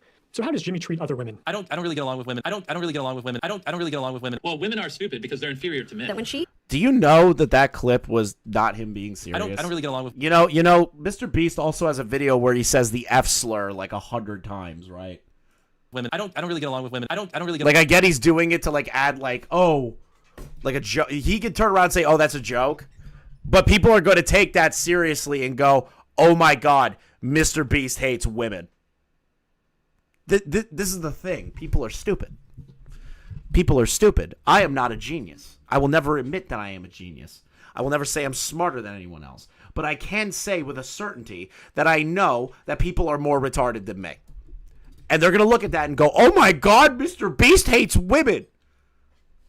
Come on. along with women. Well, women are stupid because they're inferior to men. That when she and a group of contestants who were menstruating during the event had asked the production staff about getting their underwear more quickly, she had been told that it was not a medical emergency. You'll never actually respect a woman, but just act like you respect them. MrBeast withheld my birth control. I have ovarian cysts. You can't just stop taking birth control. I don't really get along with women. Also in this podcast, Jimmy goes on to talk about his relationship with his current girlfriend, Tia, in very weird ways, in my opinion. For us now, like, an idea of a date is just to, like, take an IQ test and then study and see if we can get a higher. An idea of a date is just to, like, take an IQ test and then she's like... Okay, he's just really boring. Like, bro, let's go on a date. IQ test. Okay, dude's weird. Dude's weird. He's like... imagine. You match up with a girl on Tinder or a guy on Tinder, right? And you're just like, first date, no banging. We're going to sit down and do an IQ test. Like, that is funny. I'll admit that. Wouldn't call it weird. I would just say the dude is like... Oh, God. It's just funny. I find that funny. I don't even know why he had to add allegedly. Just be like, dude, it's weird that you want to take an IQ test with your fucking girlfriend. That's some weird shit. I'm an author. I was like, fuck yeah, good. It's funny. Bro, you have no sense of humor. She has a hobby, and then I just DM'd her. I was like, oh, so your book. Can I read it? She sent it over, read the whole book, and it was just like, acting like it was the greatest book ever. I don't really get along with women. It's all of our job. You do realize that guys, like, constantly, when they're hitting on women, will, like, pretend that they like shit, right? That's just what people do all the time. This is like King of Nothing all over again. Yeah, they're all incredibly out of context, just, like, positioned properly to be like, well, you know, he says some weird things about his girlfriend. Oh, the perfect date for me was to, like, pretend to read her book and do an IQ test to see who's smarter. Like, it's not the worst thing on planet Earth. Just means he's cringe, bro. Jobs to protect our friends, our moms, our wives, our sisters. It's all of our jobs to protect our friends, our moms, our wives, our sisters, our daughters. What is this in context to? What did he do to you? Like, what did he do to you specifically? This is why nobody takes it seriously. Sisters or daughters, ourselves, from people like that. That's a pretty clear statement, if you ask me. Pretty clear. I believe it should be used as a cautionary tale. If something is too good to be true, it probably is. How he treats other women will ultimately how he treats you. So if that's within the context of the Lacoya stuff, then fair. I'll say that much. But she's doing like this weird thing where it's about MrBeast in particular. That's my issue with this. This is why it's vague.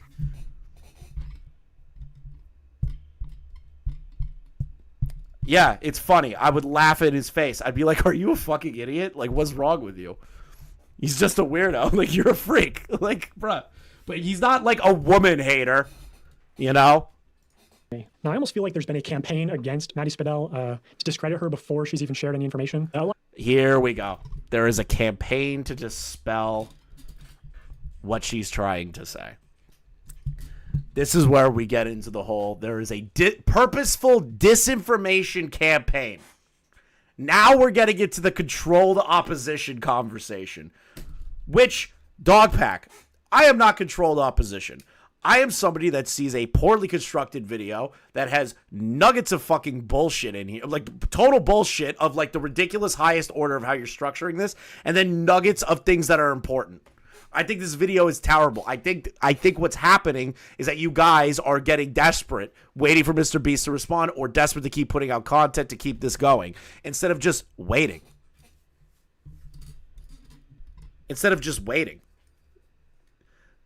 Keem is not. Listen, I'm cool with Keem, but like, I don't think he thinks that far ahead as controlled opposition. Or he's trying to purposely do a disinformation campaign. I don't think he thinks that far ahead. When Gino is posting stuff to that account, because it's not Keem, it's Gino. Gino writes those. A lot of like clout chaser and gold digger allegations. I'll say this is also from that Rolling Stone article. They referenced the breakup. The reporter says, Matty Spadel, who's appeared in a handful of videos, those in MrBeast's inner circle told me that Spadel had been a positive influence, forcing Donaldson to prioritize work-life balance more. Donaldson did not want to comment on the record about the breakup, citing Spadel's privacy, yet Tyson, Chris Tyson, says Donaldson's singular focus on work was a major contributing factor. I think that's what he's going to be looking for next. Somebody who can match his obsession with business and money and all that kind of stuff. I really don't see that as like a problem. Your partner couldn't keep up with what you wanted in your life, and you tried to support them within that time frame, but they wanted something that you couldn't give them, and you guys broke up. Happens all the time. Does that mean MrBeast like was a horrible fucking human being to this woman? Like, I don't get it. I don't get that. I don't get that. So what if he wanted somebody who could actually keep up with him or be business oriented like him? Who cares? Like, I really don't care. Shit, if I was in his position and I didn't have all the crazy fucking employees that my ex-COO, my COO hired, like, I'd be doing the same thing. If I was looking for a relationship, I would want somebody that can keep up. I don't really see an issue with that. Do you have to lower yourself to accommodate? I don't think so. I don't think that's the mark of like a bad relationship. I just think that they were not compatible. That's what that comes across with what he just said there. I don't think he was abusive. I don't think he was trying to like force her to do things she didn't want to do. From what I'm seeing so far from this, what she is saying is like, oh, this is what Chris Tyson said. And Rolling Stone, that they just didn't work out. She couldn't keep up with him. That's it. It's unfortunate. Must have hurt to dump her because your partner likes the... Yeah, it sucks. That sucks is when your partner chooses something over you. That sucks. But does that mean that he is a malicious human being to her? No. So not a bad word to be said about Matty Spadel from Jimmy or the people in his inner circle, which is pretty unusual of an ex-girlfriend. I'll show some of the brain dead meat. Pretty unusual of an ex-girlfriend. What? Why would that be unusual?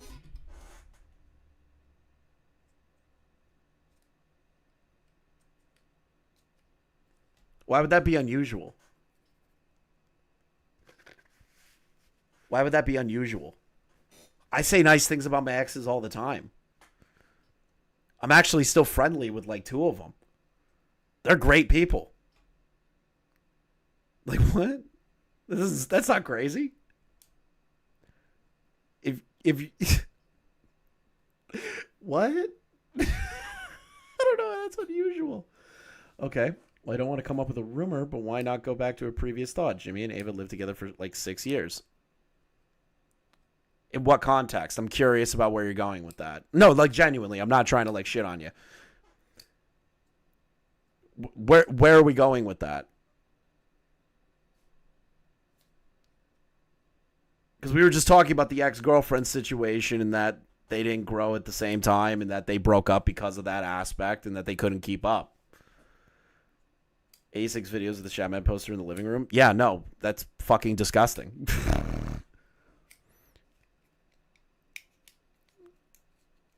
Like, I've fucking criticized the shit out of the Shadman stuff. Christ almighty, I hate Shadman. I hate people that got the art. Matty was there during those 6 years. Okay, but does that mean that MrBeast was shitty to Matty? Or did they just not meld together because of his love for his work and she couldn't keep up with that? You see there's like a difference in that, right? She could have known, like, maybe she just didn't care about the artwork either. I don't know. We don't know because she's being vague. There's the issue. It's more of a boys club thing. I don't know. I don't really know. We won't know because she's being vague as shit. Media coverage headed by Cuckstar and his David in 2017 where Mr. G says Chris has moved down and Shadman drawing can be seen behind him. Yeah, no, I know. I've seen this. It's literally where it's right there. I've seen this video. It's insane that MrBeast like kept it in his house too. He's got to talk about that too. News organization Drama Alerts. So here's just one of his many posts about Matty. Thread every time MrBeast. I'm not gonna lie though, like as headed by Cuckstar and his as much shit as I've been giving Dogpack for like all the unnecessary shit. The hog rider meme is just fucking so funny. I'll give it that much. I can say when things are funny. Do I believe that it's a good video still or was necessary to add in? Not really. But like it's still funny. It's still fucking funny. His news organization Drama Alerts. So here's just one of his many posts. Yeah, it's the only part of the video that like I genuinely enjoyed. Downplaying the clout chasing claims against her. So let's see this extensive thread. One post of a TikTok where she says she was traumatized at 19. Why do you think that's about Jimmy, Keemstar? Allegedly complaining about MrBeast fans. This is our most popular TikTok period with over 6.5 million views and was posted last year. And then Drama Alert goes on to give one more example. And that's the end of the thread. So see, her most popular TikTok seems to be alluding to her relationship with MrBeast. And then she has hundreds of more TikToks where she never even tried to recreate the success of that first TikTok, right? Like if I'm her social media manager, I'm telling her, hey, post about Jimmy more. And she obviously knows that if she did that, she would get more views. And yet she doesn't do it. Hundreds of TikToks. But are you just... what? Hold on. Every time MrBeast's ex-girlfriend allegedly shaded him, yeah, he's gonna take shit out. I'm pulling this up.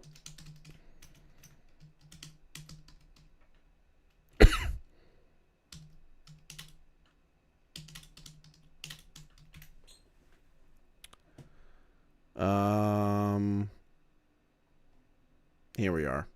Gonna grab this thread. Only 3 posts though. Still shows that she has a potential axe to grind on a situation, but she is being vague. MrBeast posted once about MrBeast seemingly downplay the clout chasing claims against her, which realistically, this wording is bad. I can admit that much, but it is also terribly vague. This whole thing is just like everything that she's posted is just stupid vague. This to me is fucking ridiculous. Just smell the grass. When I finally start dating someone who doesn't befriend Scooter Braun after telling him how he screwed over Taylor Swift. Oh, so a Swiftie, man. Do you want me? Are you trying to make me hate you? Like, You said that when my ex fully expected me to fail when I moved to LA and run back home me years later. Okay, so this is the vagueness that I'm talking about. Did he say, good luck, get out there, you're going to be a failure without me? Did he? This is the vagueness that I'm talking about. This is the issue that I have with this. This is why people think that she's potentially clout chasing. That's what it is. Now, do I agree with that term? Not necessarily. But it's not super helpful that she keeps doing this vague shit. Say it with your chest. Say it with your chest. So we were all traumatized in 19.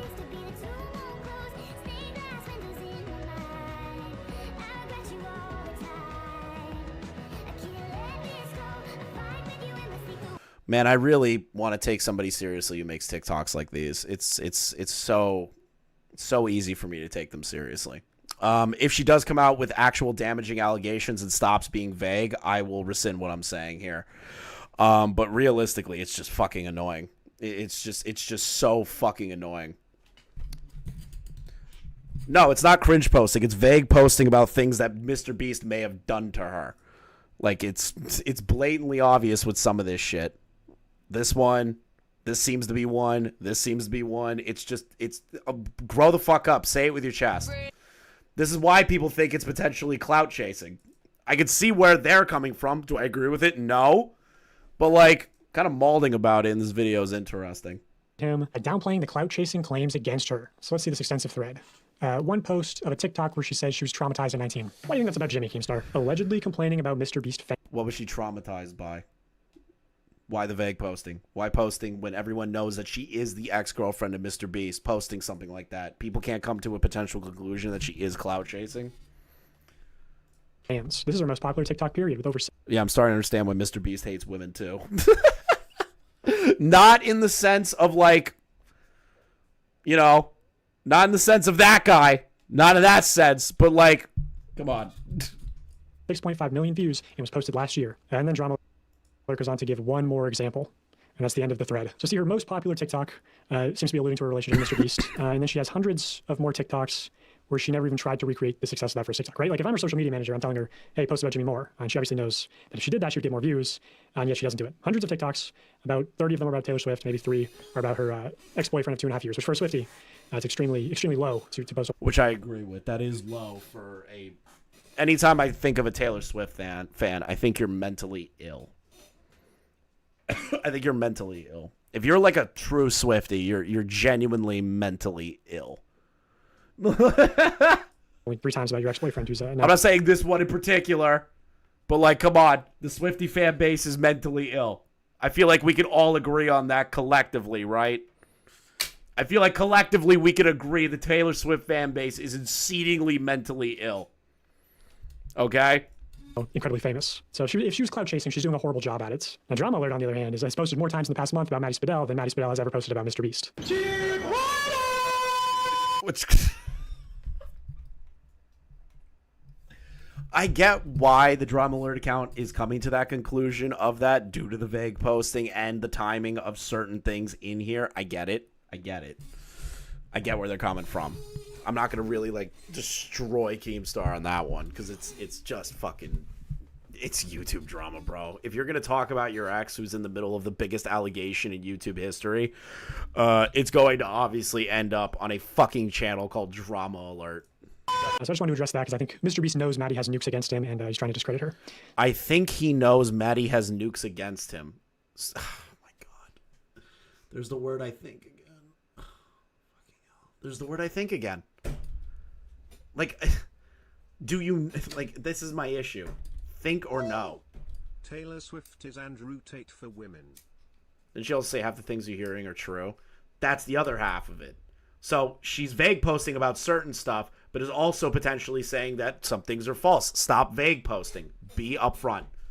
That's my issue. And then he turns around and goes, well, I think that she has nukes on MrBeast. Like, I get it. They dated for a good period of time. She was there during some stuff. But, like, bro, what more nukes are there? Why are we holding these nukes? Why haven't you reached out to Matty? Is Matty not willing to speak to you? Like, so let's look at this leaked email. This is from MrBeast. It says, yesterday Dawson saved 100 billion. Whoa, guys, whoa. Let's see here. So let's look at this leaked email. Email is so private email. Do not dispute. Yesterday, Dawson saved 100 children from burning orphanages. Reported to keep this secret. Do not send this email directly to Keemstar. Nice meme, bro. This is from MrBeast. It says, yesterday Dawson saved 100 billion. Whoa, guys, whoa. Guys, I don't know how that got there. That was the wrong email. I don't know how that got there. Yeah, so I've actually heard from pretty credible people that this email was not leaked. So, why lie about it? Devious or deceptive tendencies. Here he is quoted in that Rolling Stone article saying, I'm great at lying. Why lie about it? Devious or deceptive tendencies. Here he is quoted in that Rolling Sign of a sociopath. One of the words that Donaldson's orbit used to describe him is obsesses. He has a tendency to fixate on things and expense all other subjects. His single-minded focus on YouTube, he says, led kids at school to refer to him as autistic. He is autistic. He has to be at this point.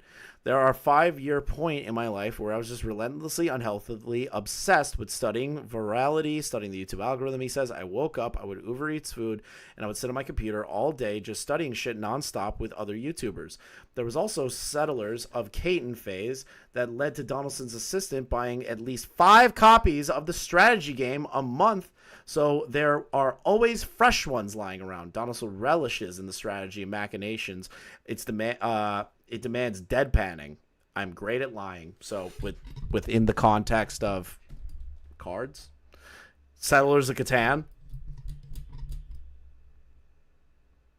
So he's great at lying in the Settlers of Catan game. I get you're trying to build a point off of this that Jimmy is good at lying or something, but bro, you could have used this example was not it. The Settlers of Catan. That's in reference to a fucking game, bro. This is why I fucking hate this shit. It's like, oh my god. Stone article saying, I'm great at lying. I want to focus on this part where they say, therefore... I know. It's in context to Settlers of Catan. And then it's turning into the whole, like, well, because he said that means that he lied about this email leaking. And my sources are telling me that it was leaked. Okay, it was purposely let go. It wasn't actually leaked. They did it on purpose. Where? Yeah, makes joke he's great at lying. See, that's the shit that I hate. I hate that. This feels like anti-O content. This feels like the anti-Onision people just running all over again for some reason. When I see something like that, I'm like, you motherfuckers. With Jeff Housenbold, our new president and COO, we will be hiring a new chief. Let me read this whole goddamn thing. Dear MrBeast, I want to update you all on the recent concerns that have been raised online and in the press. As I mentioned in my tweet a couple of weeks ago, we've hired Quinn Emanuel, a top law firm, to do an investigation of the Ava Chris Tyson allegations. We also asked them to expand the scope to include a full assessment of our internal culture and to, yeah, it's literally a trust me bro on how he knows that this wasn't actually leaked, like was purposely released to the public. That's how I look at it. Let's see here. But he's accusing the fact that it was purposely released, that it wasn't actually leaked. That's what he's trying to get at. That's what he's trying to say. I'm pretty sure Keem actually did. I'm pretty sure this was leaked. Because Keem would not keep his mouth shut. He would not. He would not keep his mouth shut if this was purposely leaked to him. He would be screaming from the rooftop, why did you fuck me over like this? We would already have that conversation. Let's see here. I want to update all of you. That's just me knowing how he operates. That's just me knowing how Keem operates. Do I know that for a fact? Absolutely not. But, like, come on. Like, it's not shocking. If Keem was given some fake information or false information, he would lose his fucking mind. You know, if it was shown to be wrong and he fucked it up, he would be freaking out. As I mentioned in my tweet a couple of weeks ago, we've hired Quinn Emanuel, a top law firm, to do a full investigation on the Ava Chris Tyson allegations. We also asked them to expand the scope to include a full assessment of our internal culture and investigate allegations of inappropriate behavior by the people in the company. While the process is not complete, I have enough preliminary information at this point that I am announcing several changes today. As your leader, I take responsibility. I'm committed to continuing to improve and evolve my leadership style. While I've been mostly focused on creating content, launching feastables, building our community, not going to lie, that just seems like a whole deflection and not paying attention to the underlying issues of said company. I will be totally transparent. That does not read super well to me. Sure, he said, I take responsibility, but that also kind of looks like that. But I recognize that I also need to create a culture that makes all our employees feel safe and allow them to do their best work, which, fair, at least he recognizes it within the email. I feel like this right here was unnecessary to add. Just clip that all out. I recognize I also need to create a culture that all of our employees feel safe and allows them to do their best work. See, right there would have been fine. Just eliminate all of that. Yeah, I know it's a standard corporate internal email. I'm not doing anything like that. Even legalese, I would sit back and be like, do we really have to add that I was distracted by feastables and everything? Can't I just be upfront about it? It's just corpo talk. It is. I'm not a fan of corpo talk. I fucking hate corpo talk. It's all slimy, deceptive bullshit. Everyone's decepting each other. People who sue each other are usually deceptive pieces of shit, and the lawyers that work with them are deceptive pieces of shit for a reason. I just hate lawyers. I really do, especially ones that are celebrity lawyers.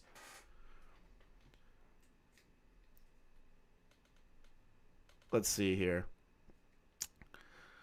Therefore, along with Jeff Housenbold, our new president and COO, we will be hiring a new chief human resource officer, chief financial officer, and general counsel, along with roles to add company capacity and competencies to foster a better internal culture as we continue to grow.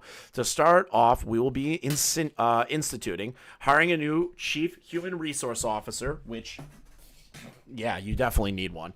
Mandatory training. We are implementing mandatory training sessions on safety, sexual harassment, LGBTQ, diversity, sensitive training, and workplace conduct for all employees. See, this is why YouTubers should not run multi-million-dollar companies from the ground up. This is why you hire somebody who's important, like who knows what they're doing, which he thought was James, and that ended up with the other guy. I love that. Let's see here.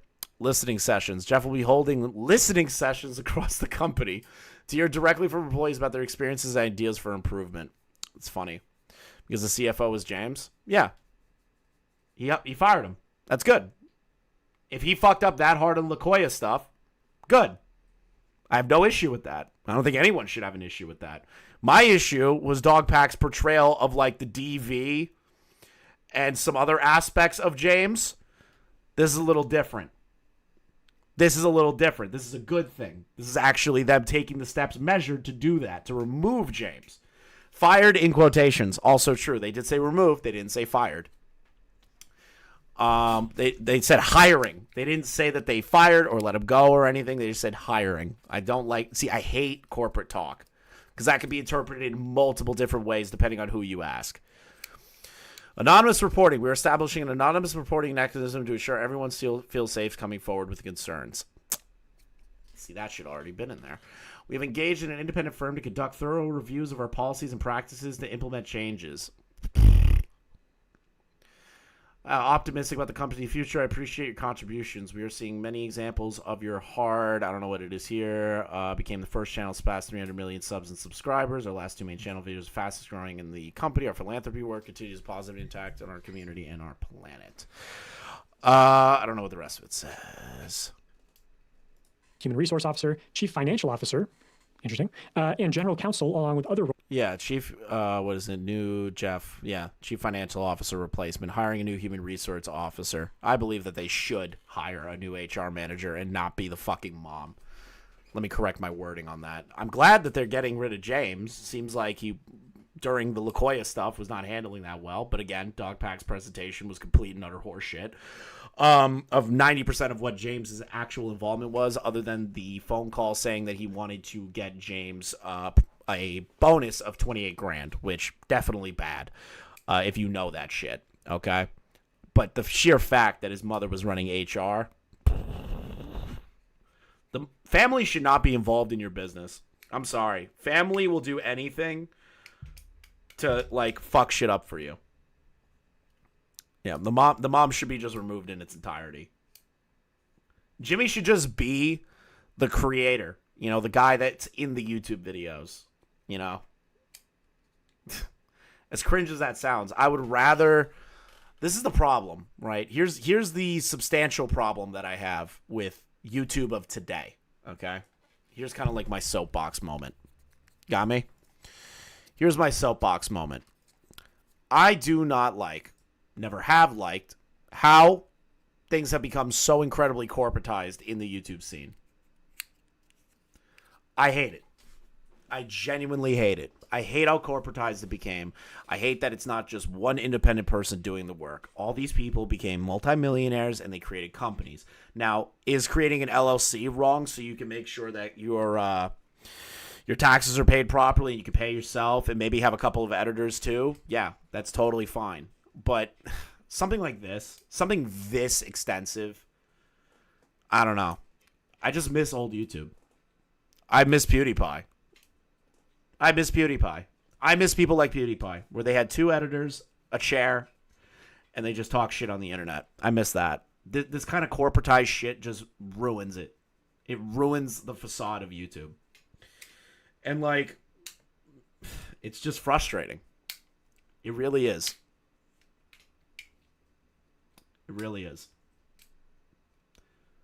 It's just unfortunate. And then people get a hold of this stuff, and dumb fucking YouTubers that are terrible articulating their points are the ones that are putting out this information. You know? Like, I can't get over that. I can't get over that YouTube's gotten so fucking stupid and so corporatized. The people that are the larger channels, that when they get caught, it's not like people with actual credibility or people with history of exposing this kind of stuff do it. It's YouTubers. It's YouTubers. Or people that have never run a business in their life, or know how corporate speak work, or will say complete and utter like completely crazy shit to get a point across. I find it aggravating. I just find it aggravating. To add capacity and competencies to foster a better internal culture as we continue to grow. So what's interesting about this is that the only person named in an initiative to foster a better... Yeah, true. The Fine Brothers are fucking... I hate the Fine Bros drama. Man, that was such a simpler time. That was such a simpler time. It really was. This is a simpler time. Instead, we have constant sexual assault allegations of the largest YouTube channel in the world in the context to its employees and potential people that were executives. We have people like Dogpack who are putting out messily made videos, giving outs potentially to said company to kind of discredit some certain aspects of it because he decided to rush this video instead of just taking his time with it because he, in my opinion, is a clout-chasing shark. But that's just me. I believe people like Jake Weedle are opportunist fucking idiots that never knew what a real job was like, and they don't understand that when they sign a contract, they sign a fucking contract, and you get paid for the work that you did, which, yeah, they could have done better for the accommodations to that location, but they weren't purposely committing the Geneva Convention violations to hurt him. He could have left at any time and didn't have any agency for himself. Like the ex-girlfriend vague posting about all this shit about MrBeast, but won't commit to saying anything. It's a mess. This is why I have an issue with this drama. This is why I have an issue with this video. That's why I'm so heated about this video, because this does not help. It doesn't help. It doesn't. It makes it more muddied. There are things that are in here that are good and that I agree with, but there are also things in here that are completely and utterly unnecessary. Complete horseshit. And I straight up hate it. I hate it because, again, it gives situations and people and companies like this an out. And the sheer fact that MrBeast hired a celebrity fucking lawyer is just retarded. I can't get over it. Everybody is stupid. Internal culture is Jeff Housenbold. But what's ironic about this is that Jeff Housenbold has been in the news previously for the internal culture that he helped create as managing partner at the SoftBank Vision Fund. Here's New York Post. Nasty executives shaped macho culture at SoftBank Vision Fund. Here's Bloomberg Business Week. SoftBank Vision Fund employees depict a culture of recklessness. It has also been described as an environment of sycophancy and harassment. So seemingly all the problems that people have with MrBeast's internal culture. But this Bloomberg article also goes to call Jeff out by name. Jeff Housenbold collects cars, including a blue Ferrari, and claims to own a 20,000 bottle wine cellar, although he doesn't drink himself. Acquaintances describe him as smart and arrogant and almost entirely lacking in self-awareness. He's also gotten away with some questionable behavior. In a discussion about whether to invest in the stationary bike startup Peloton in 2017, according to two people who were in the meeting, Housenbold opined that its exercise equipment appealed in part to men who masturbated to its workout videos.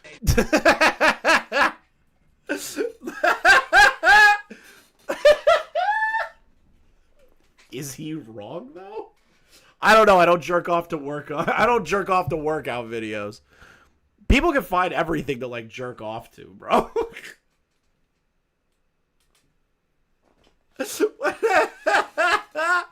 See, this is the thing, right? this, in 2019, definitely could be looked at as suspect, right? I can agree with that. Fund employees depict a culture of recklessness. Let's see here. Nasty execs shaped culture at SoftBank Vision Fund.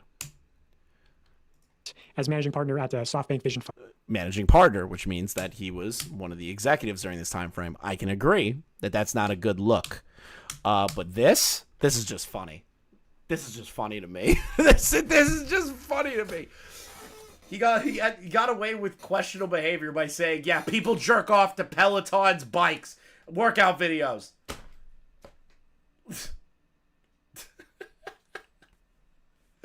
Who cares? I really don't care about that. I don't care. Unless he was saying, like, yeah, like we are specifically investing only in this because people jerk off to this. That'd be so funny. Like, that's just funny. Like, I don't see an issue with that. I want to know about, like, what the harassment was. I want to know what this is. Employees depict a culture of recklessness. Bloomberg Business Week.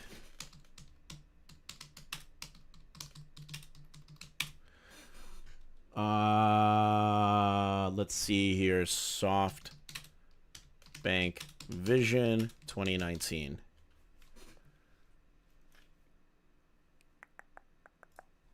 Here we go. Now we have the article. Here we go. Oh, God. You gotta...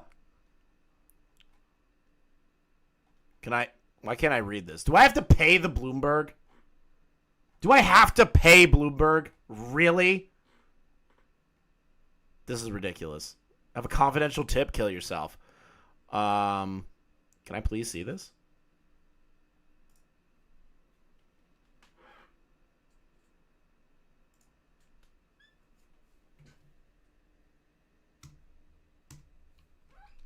Oh. Let's see here. These outlines fucking suck, yeah. Try using a 12-foot ladder, Chris? Yeah, okay. I'll try that. Let's see here.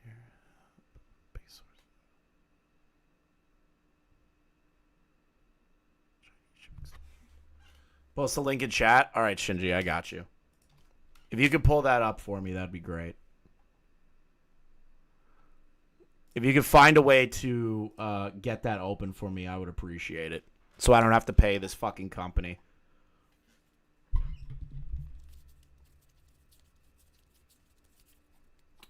They're gatekeeping. No, they're not gatekeeping the evidence. This is back in 2019, and Bloomberg's changed things. You're confused about the graph? It seems like it might have been a Chinese investment firm for tech startups.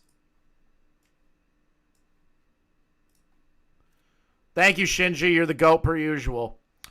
Let's see here. Biggest source of investment money flow in Silicon Valley convenes a multi-hour video conference for 75 people on 3 continents to catch up its startups. Masayo Son, a Japanese billionaire founder and fund parent company SoftBank Group Corp, usually dials in from Tokyo. On a call in 2018, the Vision Fund manager partner named Kitaro Matsui was presenting charts showing steadily but slow progress when the Chinese shipping startup Full Truck Alliance. Sun flipped into a rage mode, criticizing Matsui for being too conservative, demanding that he accelerate projections for revenue and valuation growth. You think you're too much like a banker. Okay. He snapped at Matsui, who is in fact a former banker. Others on the call cringed, and it seemed that the Sun was demanding that Matsui find a way to supercharge the startup's trajectory, a potential dangerous push. If you don't change, I'll find a way to fill your role. That thing about the Sun, whatever approach he chooses, the point is always to go big or go home. This attitude is differentiating feature of his Vision Fund since it landed in Silicon Valley 3 years ago. It identifies a startup to invest in, pushes its founders to expand aggressively, and profits from ballooning valuations.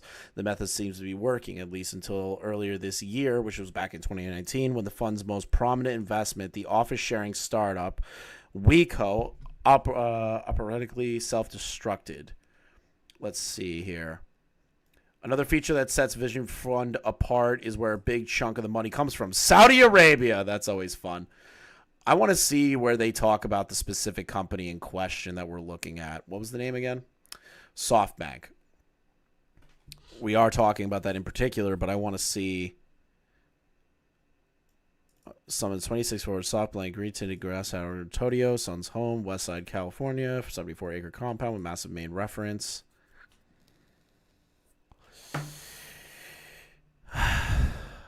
You feel enabled. You feel euphoric, says Chief Executive Officer in Asia. You've been told no 100 times, and he says he believes you. Every entrepreneur dreams of having that kind of banking.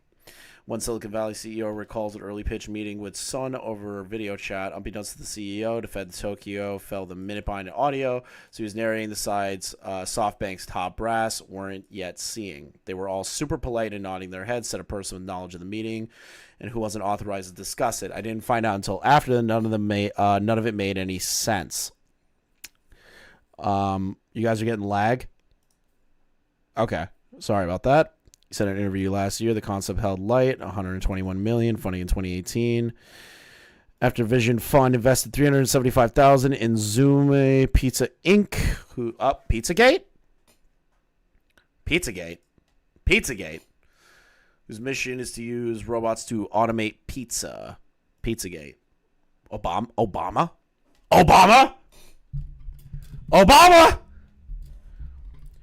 Obama ordered 400 hot dogs, which is code for little boys. Thanks, Obama. Pizzagate? Is the new head of this company the head of Pizzagate? Obama. Let's see here. Silicon Valley. I want to know what the culture of harassment is.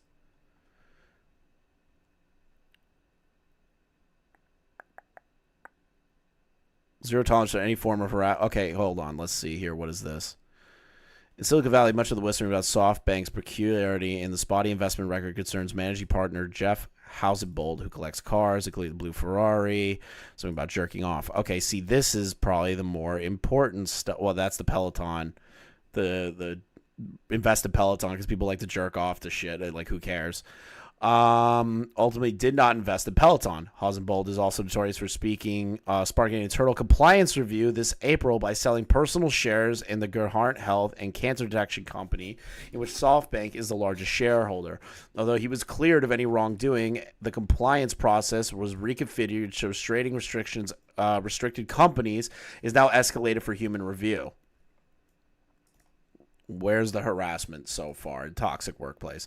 Same as Vision Fund executives were shocked that the household didn't face any repercussions. Yeah, that's kind of shitty, but he didn't break any rules, so at least according to the company's evaluation, they didn't break any rules. He was cleared of any wrongdoings, which that can literally mean anything. Maybe he did do it and the company covered up for it. That can mean like 50 different things right there. Let's see here. Executive was shocked at that. Some of Vision Fund executives were shocked Housenbold did not face any repercussions. Fair enough. Because that, you are right. That can be shown as a form of stock manipulation, but that was his own personal, right? Did they say it was the company's shares or his own? In which SoftBank had the largest shareholder. Also notorious for sparking internal compliance review this April by selling personal shares. Okay, so he sold personal shares. So he didn't sell company shares. He didn't do any sort of, from what they're saying, any wrongdoing or any sort of insider trading. That's at least what they're seeing. So he did that unanimously without any sort of human review. So they fixed that. But they're saying the executives were confused why he didn't face any repercussions, which is fair.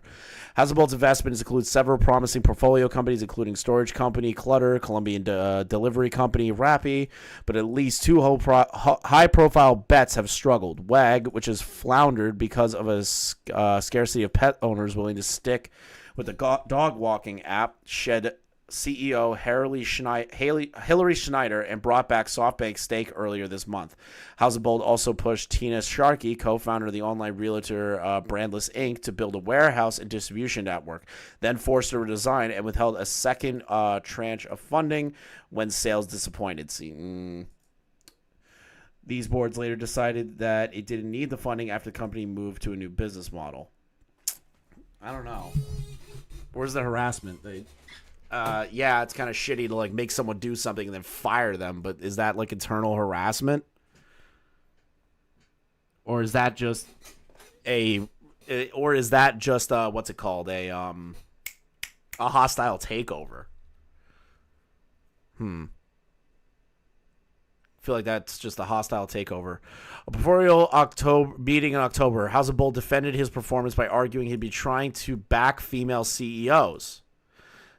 Then he seemed to blame the Me Too movement for limiting his ability to maneuver, bewildering at least one attendee. Wait, what? I gotta read that back. Hillary Schneider and bought back SoftBank stake earlier this month. Housenbold also pushed Tina Sharkey, co-founder of the online retailer Brandless Inc., to build a warehouse and distribution network that forced her to resign. Then forced her to resign and withheld a second tranche of funding when sales disappointed. The board later decided it didn't need the funding after the company moved to a new business model. What does this even mean? Why is Me Too involved in this? Is it because he's just like trying to help women, but he feels like he can't help women because of the Me Too movement? That is so vague. That's just vague as fuck. Does he hate women, or does he feel like because of the Me Too movement he can't help women in a more aggressive situation? I don't know what that means. Is there rape? Like, Me Too is mostly based upon the idea that women were silenced of what happened to them in, like, Hollywood or anything along those lines. So, I don't know. That's a weird one. A SoftBank spokesperson denied he had made such a comment. Okay, so they're saying that... defended his performance by arguing he'd been trying to back female CEOs. And then he seemed to blame the Me Too movement for limiting the ability to maneuver, bewildering at least one attendee. SoftBank spokesperson denied he made such a comment, so they don't even know if it's true. They just have testimonial of one attendee. Okay. In addition to denying these events took place, Brian Wheeler, general counsel at SoftBank Investment Advertisers, say SoftBank has zero tolerance policy for any form of harassment or discrimination. It simply has no place in our organization. Misra, for his part, calls Housenbold a valued teammate and one of my top performers. More boldly, he acknowledges the company he made some bad bets and suffered growing pains, but he noted in 2.5 years, Vision Fund has invested $76.3 billion in capital and hired hundreds of investment professionals to support staff. We are very proud of what we achieved, he said. Did we make mistakes? Yes, and we continue to learn from them. So the worst that I'm seeing so far is that he said people invest in Peloton to jerk off to their workout videos, which, if anything, is just like a cringe, retarded thing to say in a meeting. And then also that he had a hand in two women CEOs being let go or fired, and then somehow drags Me Too into it. Would that be considered harassment, or would just be considered an aggressive sales company and an aggressive finance company? Would that count as harassment? I don't think that's... See, this is why I don't like when people just put in the title of a fucking thing, because now this isn't seeming that bad to me. It would be aggressive deplatforming. Why would it be deplatforming? It's literally what businesses do all the time. Businesses go in... They have investments. Those investments don't work out, and there's a hostile takeover. It happens every day, every hour, on the hour in business with billions of dollars on the line. Like, I don't get how this is harassment, though.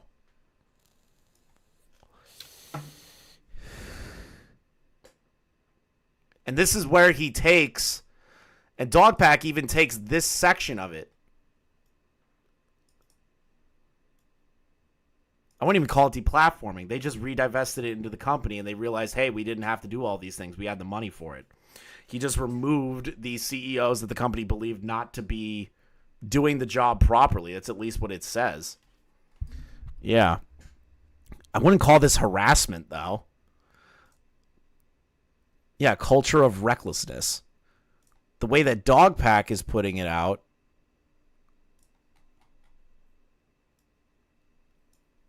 Michelle's son venture capital firm is famous for making outsized bets on tech startup. It's also been described as an environment of sycophancy and harassment. So it's the CEO. I don't know how to pronounce the Japanese name. I'm just gonna call him Son. It seems like they're mostly talking about Son, and then they reference this guy.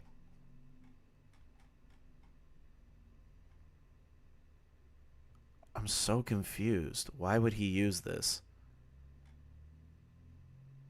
What? Because Jeff was one of the more...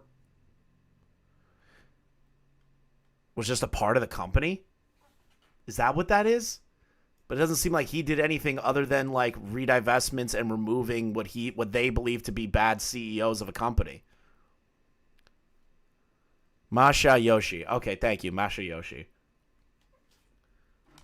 Yeah, this is why I don't like Dogpack, bro. This is why I don't like Dogpack. But my situation being is that Dogpack is using this as a way to show that MrBeast has hired another guy that is bad for the company. That's how he's structuring this section. But the worst I'm seeing is he got rid of this. Like, he just overtook this and redivested these companies and removed those CEOs. And then there's an word-of-mouth testimony from an attendee that he blamed the Me Too movement for not being able to help women in business. In addition, 9 of these even took place. Why do we care about the guy who... the reason that I'm looking into it is because Dogpack's trying to make an argument within the video that MrBeast has made another terrible choice because it's somebody who is involved with a company that may have had bad business practices, or what the title says, culture of recklessness. But recklessness in the sense of like investments, not recklessness in HR departments or covering up sexual assault or any of that stuff. I'm so confused. So far, it looks like he's just trying to say this guy's bad because he was a part of this company. Yeah. Well, he's noted because he's one of, where's the exact words here? A valued teammate and one of my top performers. So he's got to be one of the people that were pretty important in the executive area. And they used him as an example for what may have been like what they consider to be, what's the word I'm looking for here? What they consider to be harassment, discrimination, because he fired 2 women CEOs and replaced them or took it into the company's wing instead of having them be run independently under the CEOs of 2 separate companies. Is that what they're trying to get at? Is that what the allegation's coming from? Or at least what the article's saying. This is weird. Yeah, no, I'm reading this. I'm just trying to figure out why Dogpack would put this as a point in the video when it doesn't seem like this guy hasn't done much outside of this. Unless Dogpack knows something that I don't, that's just weird. Because he's referencing this specific article. What's household value teammate per capita? Did we make mistakes? Yes, and we continue to learn from them. Thank you for the 10 gifted members, Sliggins. Sorry, all the energy that I had earlier, now I'm in like kind of like semi-research mode of trying to figure out what's happening. Mistakes in the context of maybe this? This is what they're probably talking about. Then forced her to resign and withheld a second tranche of funding when sales disappointed. So I believe this is what they're saying to be the mistakes. But this is what... Something about machismo. Yeah, I know, but right now, he's putting this in here, which doesn't make sense. Maybe we could look up the machismo one, too, because I'm trying to figure this out. Will student have a doctorate? We work. The fiasco can be attributed to internal chaos or cultural issues at SoftBank. Okay, what is this about? It was all Son's doing. So it wasn't... So wait a minute. So it wasn't the guy that MrBeast hired. it was Sun's doing that the company had internal chaos and cultural issues. He was bewitched by Newman, just as he once been by Abiba Ma and Yahoo's Jerry Yang. He ignored his advisors, who argued that rival office-sharing companies were offering far better investment returns, and instead followed his usual pattern, showering WeWork with money, demanded frantic growth, and driving valuations higher. Sun's first investment was in 2017 at $20 billion valuation. I don't really see like anything involving the guy that MrBeast trying to hire. It just seems like a bad CEO that's like a complete retard. I don't even think they're. But the thing is that nothing could show a boys' club, in my opinion, here, other than they fired 2 female CEOs. Like they forced them to resign. I don't see that to be a boys' club. But the thing is that this article is being used as a reference as to why this guy is bad. And in the news previously for the internal culture that he helped create as managing partner at the SoftBank Vision Fund. The culture he helped create at SoftBank Vision Fund. But it seems like the culture was actually perpetuated by Sun in this article. Let's take a look at this one.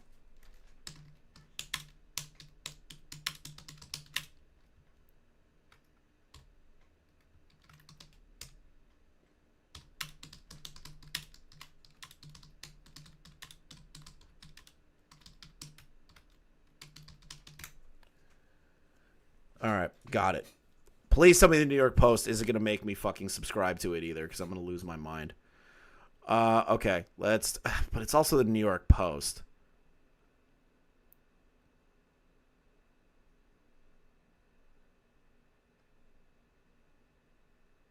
What if the entire company was rotten? But that doesn't mean that it's the issue of the person that was hired by MrBeast then. So your hypothetical would instate that 1 or 2 bad apples. Yeah, bad, obviously. But at the same time, the individual that was hired by MrBeast doesn't seem to be the guy that Dogpack is kind of making him out to be, just based on this article so far. Maybe I'll be proven wrong in this article. With a different situation the Dogpack is trying to portray, he somehow tries to tie WeWork to MrBeast. Incredible. No fucking shot he's trying to do that. That is so funny.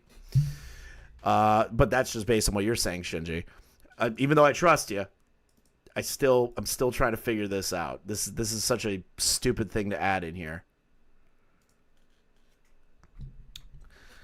An influential investment fund tied to a spectacular downfall in office leaping company WeWork is run by executives who foster a workplace culture steeped in Vitch's Wall Street machismo belligerence, according to the news report. Nivette Govetti, chief financial officer of the $100 billion SoftBank Vision Fund, told a Mormon worker in 2017, go back to Utah to get more wives. See, I find that funny, but not appropriate for the workplace. But that's not this guy. So that's not this guy. Both employees reportedly jumped ship amidst the incidents, with Juvali denied through a spokesman. Okay, so another situation where testimonial. The story said Jovili, whatever the fuck, I don't know how to pronounce it. Joville, I'll just say Joville. Goville. I'm retarded. Goville was once also heard saying that Chinese people sound stupid.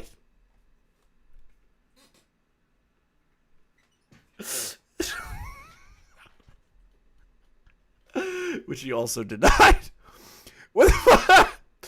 When the fund was considering an investment in Peloton in 2017, managing partner Jeff suggested the fitness brand's trendy workout videos were appealing to men for masturbation purposes, the reports claim. Okay, so this is all that they have right now. Yeah, no, I know that they're racist to each other. I just think it's funny. I just think it's funny. So far that they only have this, the Peloton thing, which is like, I don't really care. Would that say that that's like a workplace of toxicity and would allow harassment, though? It's just funny. Like, it's funny. Is it something to say in the office? No. But is it something that is like going to hurt another coworker's feelings or put them in a position where a crime is committed or anything, or that he constantly says something like this. I don't know. I'm learning about this as I go right now. He's kind of, I wouldn't be shocked if he was right though. SoftBank has Housenbold never made such a comment, and the Vision Fund ultimately does not invest in Peloton, which it does not. Maybe it was a one offhand comment. Business Week's likely report describes the work environment warped, encasing it in general weirdness, and defined in part by difference to so I don't know. I'm just gonna say Sun. The billionaire founder Vision's parent soft group, Sun reportedly facilitates between charm and rage. Okay, so it's all about Sun. It's all about Sun. The only thing that they have of weirdness is this on Jeff. And then maybe this. But like even this, I wouldn't call this weird. This just seems like a basic redivestment tactic, and to mold a company into the way the investment firm wants it to be and remove the CEOs of said company. Trying to appeal to your boss. I don't know. I don't know about that one. We're kind of just, we're speculating now. See, that's the thing. Now we're trying to speculate on what this guy's thinking or what he, did. Right here, we have something that people could turn around if you're like a super fucking socialist piece of garbage. That's like, it's really bad that this guy fired these two women CEOs. Yeah, I don't really care. Like, I really don't care. Like, I don't care. Did he sexually harass people or anything? Like, it doesn't make any sense. And it was the CEO of the company itself that it seems his articles are mostly written on. And how he was a complete crazy person. What is this part? I want to read this part. Musser seems more than ready to fund to move on at SoftBank offices in San Carlos. Wait, what is this? All great news for the fund that is only 1.5 years old, Misha says, between vapes. That's funny to me. The stuff about Jeff is mostly about bad investment options he did in the company, not about facilitating the macho culture in the company. Yeah. Based on what I'm seeing here, that seems to be the case. That's what I'm seeing. It's just poor investments, or maybe hiring these people and saying some stupid shit.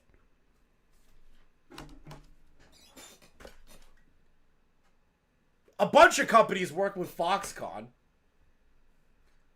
If you have an iPhone, you own a Foxconn product. Or Foxconn made product. Like, most companies in Silicon Valley probably definitely still use Foxconn. That's not shocking to me. This doesn't make any sense. Why put these articles in here? Unless you just read the headline and are assuming the worst of this guy, which it seems like you are.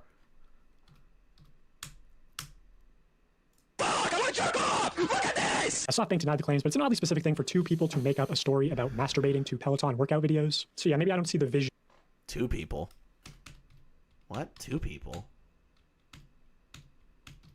Where did the two people come from? We will be hiring a new chief human resource officer, chief financial officer, interesting, and general counsel, along with other roles to add capacity and competencies to foster a better internal culture as we continue to grow. So what's interesting about this is that the only person named in an initiative to foster a better internal culture is Jeff Housenbold. But what's ironic about this is that Jeff Housenbold has been in the news previously for the internal culture that he helped create as managing partner at the SoftBank Vision Fund. He helped create at SoftBank Vision Fund. But based on the articles that you're showing here, the worst he's done is poor investments and firing two women CEOs. It's Sun that really allowed this to continue, being the owner, operator, CEO of the company. There's not much else other than the Peloton thing, which is just funny. New York Post, nasty executives shaped macho culture at SoftBank Vision Fund. And here's Bloomberg Business Week. SoftBank Vision Fund employees depict a culture of recklessness. It has also been described as an environment of sycophancy and harassment. So seemingly all the problems that people have with MrBeast's internal culture. But this Bloomberg article also goes to call Jeff out by name. Jeff Housenbold collects cars, including a blue Ferrari, and claims to own a 20,000 bottle wine cellar, although he doesn't drink himself. Acquaintances describe him as smart and arrogant and almost entirely lacking in self-awareness. He's also gotten away with some questionable behavior. In a discussion of Right. Okay, sure, whatever. But that doesn't mean that Jeff is going to and contributed to that. It just seems he had bad investments and said the Peloton thing. That's it. About whether to invest in the stationary bike startup Peloton in 2017, according to two people I really don't care. who were in the meeting, Core. Housenbold opined that its exercise equipment appealed in part to men who masturbated to its workout videos. Dude, I want to jerk off! Fuck, I want to jerk off! Look at this! SoftBank denied the claims, but it's an oddly specific thing for two people to make up a story about masturbating to Peloton workout videos. So yeah, maybe I don't... What was that in the corner? Oh, okay. Denied the claims, but it's an oddly specific thing for... Can I link the New York Post article? Absolutely, Shinji. That guy's just a streamer. For two people to make up a story about masturbating to Peloton workout videos. So yeah, maybe I don't see the vision with hiring this guy as the new president. Also, bike startup appealed... Oh, that's Chandler. Is that not? Am I stupid? Why does he look so familiar? SoftBank denied the claims, but it's an oddly specific thing for two people to make up a story about masturbating to Peloton workout videos. So yeah, maybe I don't see the vision with hiring this guy as the new president. Also, this is just what I can share. Right now, I do... I want to know who that is now. Masturbated to its workout videos. Who are you? Seems like a Tyler 1 knockoff.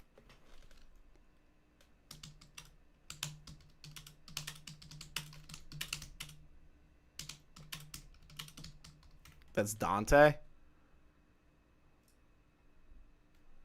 You know what I mean? Like, Who's Dante? Why don't I know Dante's name? League streamer? So then why? Okay. dude, I want to jerk off! Fuck, I want to jerk off! Look at this! SoftBank denied the claims, but it's an oddly specific thing for two people to make up a story about masturbating to Peloton workout videos. Two stories.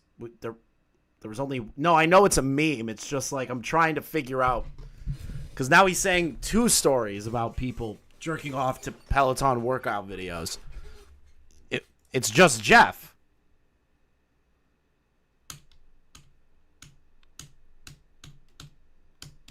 Am I stupid? Did I miss something? Why is he saying two? Even in the ads, bro, doesn't let a woman in the boardroom. Oh my God. You've got to be shitting me. Who cares? The two is in relation to the employees. Okay, which one? Jerked off to a Peloton workout video. I don't remember anything like that throughout this. I'm just trying to figure out why he said two, but that's just me. To its workout videos. Dude, I want to jerk off! Fuck, I want to jerk off! Look at this! Click the link. What link? SoftBank denied the claims, but it's an oddly specific thing for two people to make up a story about masturbating to Peloton workout videos. So, yeah. Oh, two people. Okay, the employees in the context of SoftBank. Excuse me. Yes, two people at the meeting. Well, in this one it said... Let me see here. There was a specific part. I'm just going to make sure. Where are you? Where are you? Jeff?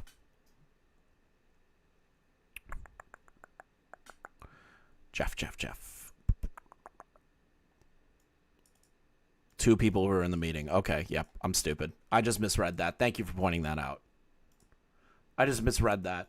Maybe I don't see the vision with hiring this guy as the new president. Also, this is just what I can share right now. Yeah, but that's just a he said, she said. Like, you can't just judge it based on that. Okay, fuck you. Kill yourself. I do have more information that I'm trying to get out. Trying to get permission from the victims and everything. Dude, I'm just hoping that you can actually concisely put this video together. That's my issue now.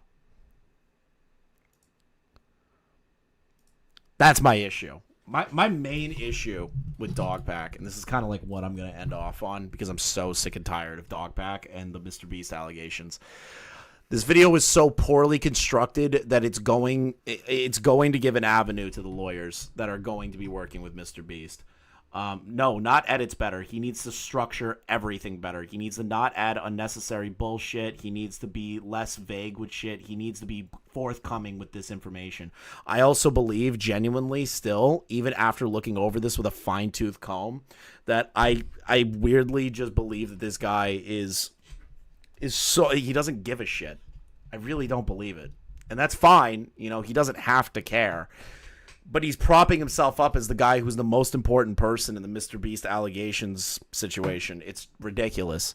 I genuinely believe that the Jake Weedle video was a complete waste of time other than the fucking Delaware stuff. He didn't even go deeper on the Delaware stuff. Other than what Jake the Viking was just tweeting shit out. There's so many other things that are way more important, and I really didn't care for the fact that he is essentially kind of pseudo-wise accusing James Warren of domestic violence because someone told him that happened, and then he goes, there's just a lot of James Warrens, but, based on his character, he might, or something along those lines. I hate that shit. The third video shouldn't have been this. I get it, he has a actual third video, but this video should not have come out. This should have all been well more put together. And a lot of this shit is completely insane. The whole girlfriend section, insanity. This whole part with Jeff, insanity. I would say a good 70% with Warren is insanity. That he's probably going to get hit with a lawsuit for if he keeps acting that way. The Lacoya Hill stuff, that seems to be more important. But it's buried under all of this other bullshit. Why not talk about Lacoya Hill at the most important time when you're talking about the allegations that have been going on within the company? I don't get the reason for making this video. And I never will. And this is why I hate the MrBeast people. This is why I hate everybody coming out about it. Because everyone is either over-exaggerating, adding shit in there that is so unnecessary that it's just ridiculous. It's literally the most worthless video other than the Lacoya Hill stuff, which even then we're still sitting on only testimonials from random people that first one he started with was credible in my opinion. I hate this shit. I genuinely hate everything about this video. I can't get enough. I can't believe that people are going to take this and just think that all of us that have an issue with this video are going to be like, you're defending MrBeast. No. We want to see MrBeast's side. We want to see what Dogpack says about the situation with the culture and the women. That's important. That's the most important shit. What happened with Ava? Did they cover up sexual assault and harassment? I need to know these things. I need definitive proof. I need the documents.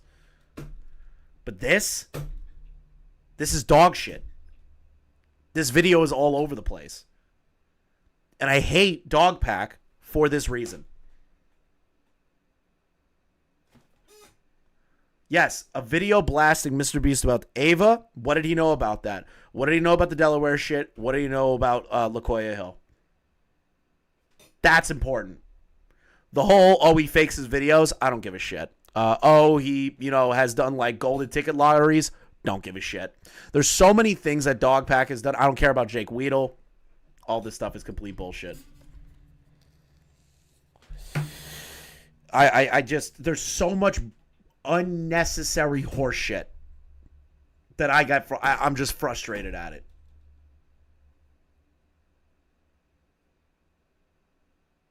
I hate it. It's just dog shit. Dogpack is dog shit. Okay? There's my take. All right. I think this video is terrible. I think how he's been conducting himself is terrible. We've been going 3 hours on this one video because I had so many things to fucking nitpick. My fucking Christ. He gave so much to nitpick. I'm done with this. I'm done taking these people. I'm done. If somebody links me a fucking Rosanna video or another Dogpack video like this saying, it's an important video, I'm going to bitch slap the fuck out of you. Okay? I'm going to reach through the screen and bitch slap the ever-living fuck out of you. What we need is whatever he has involving the allegations of sexual assault and proof of those things, not just testimonials. We need to show MrBeast knowing this stuff and actively covering it up.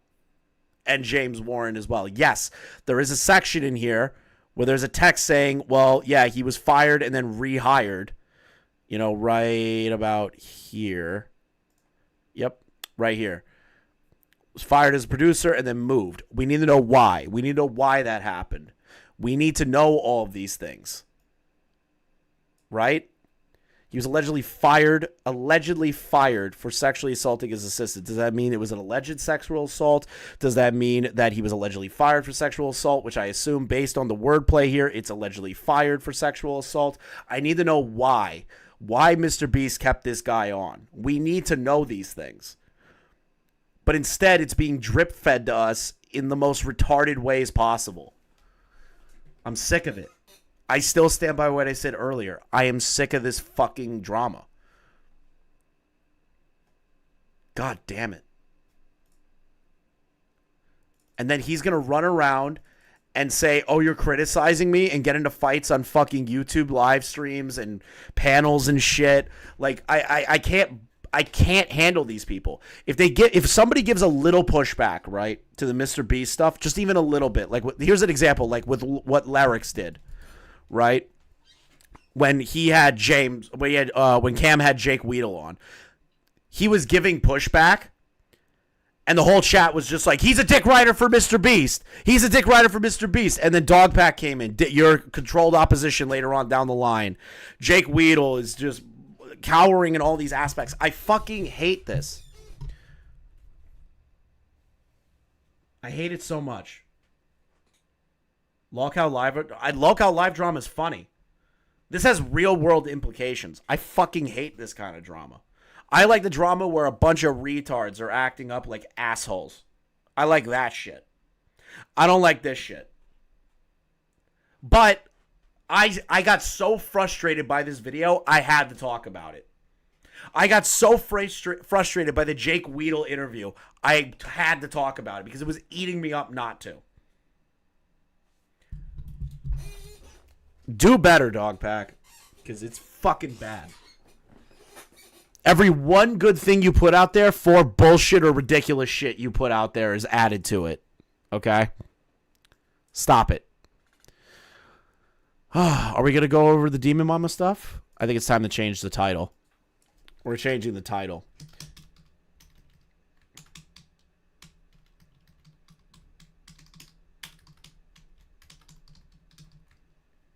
I'm going to change the title. I don't know if this is real. Okay.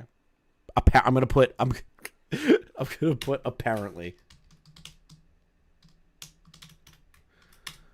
I'm going to put apparently in the title for the Demonmama responds apparently, because I haven't seen these yet. This is all new to me.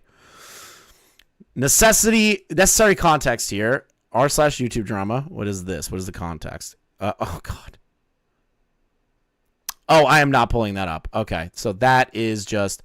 After someone a long period of vacation, Demonmama's returned to streaming. Some via gifted membership asked her to respond to Glooby's allegations. Her response was, I am never going to engage with deranged, violent drama seeking. Oh, no! What do you mean? Your partner showed an anatomically correct horse pussy to a minor. This isn't deranged. It's not deranged. Fawn did that. Fawn likes Shotokan. They like little boys getting fucked. Like, what?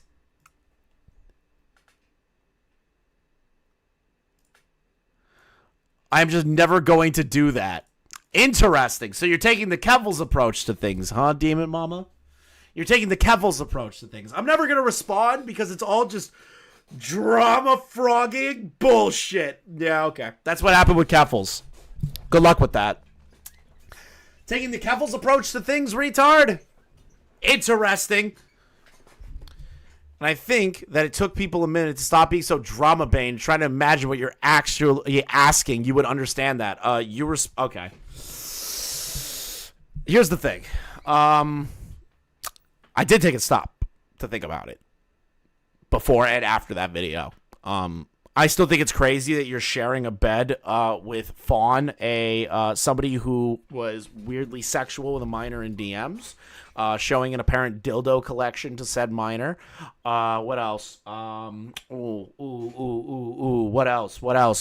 Oh, the anatomical correct horse pussy. You hired them as a minor and then started lowering their wages without informing them.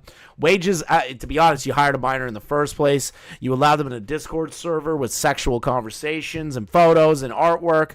You allowed said minor to engage in those conversations. Yes. Those are important. You need to say something to that. She's referring to Tyler, however. It's important to remember that even if Tyler is what Demonmama is claiming to be, the allegations were made by Glooby, her former mod and thumbnail artist. So I see what she did. She obfuscated from actually responding to said situation, and she's talking about how Tyler is being perceived as a maniac for certain aspects of the video, which I'll agree. The whole putting their information in there, I'm not a fan of, but that's personally me. You know, not really big fan of putting her legal name in there and everything like that. Not a fan, but that's just me. I don't think that's like crazy, but the interview in of itself, what Glooby was saying, is important to acknowledge. Not Tyler. This is right to dismiss any alleged victims solely on the grounds a victim potentially chose the wrong person to make their story public. Kinda. It depends on how bad it was. I don't think Tyler's video was like the worst thing on planet Earth, but it definitely had some pitfalls in it that could have been better. I want to see what she literally had to say. Renewed membership. Yeah, well, I'm sorry, but I am never going to... Let me read this. I'm disappointed you won't address literally anything. You were my favorite streamer to watch, and I respected the hell out of you. Goodbye. Ooh! Was her LinkedIn? Still not a fan of it. Sorry, Kyo. I'm just not a fan of that. I wouldn't put somebody's LinkedIn profile into a YouTube video. I wouldn't do that. They could have just said, yeah, we confirmed that her age was X, Y, and Z. Instead of, like, putting the whole LinkedIn profile in there. I understand that it was already out there, but I don't like it. I don't like it. I said the same thing about Alec Gunter doing it to card postings, and I will be consistent with that, with Tyler doing that to Demonmama. I will be consistent. To engage with deranged, violent, slanderous...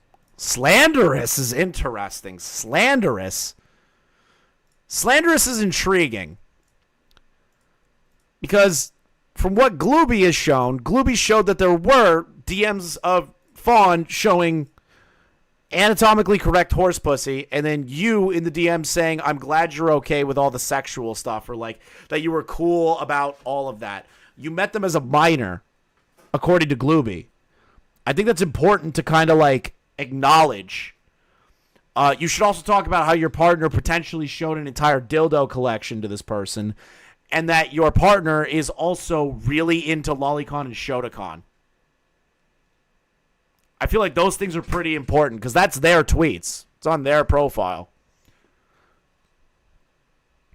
Like, I don't get how that's slanderous. It's all out there. You guys were not careful. You guys weren't careful at all. Drama seeking. I'm just not going to do that. And interesting, says the woman who put Xander Hall on blast for the way they were treating Cherry, and created a whole drama circus around that, and then leaked out that Xander Hall was what's the word I'm looking for again? What is the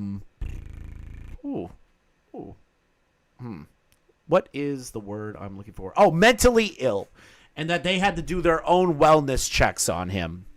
Way to turn around when you're in the midst of something. Be like, I'm not going to respond to the drama.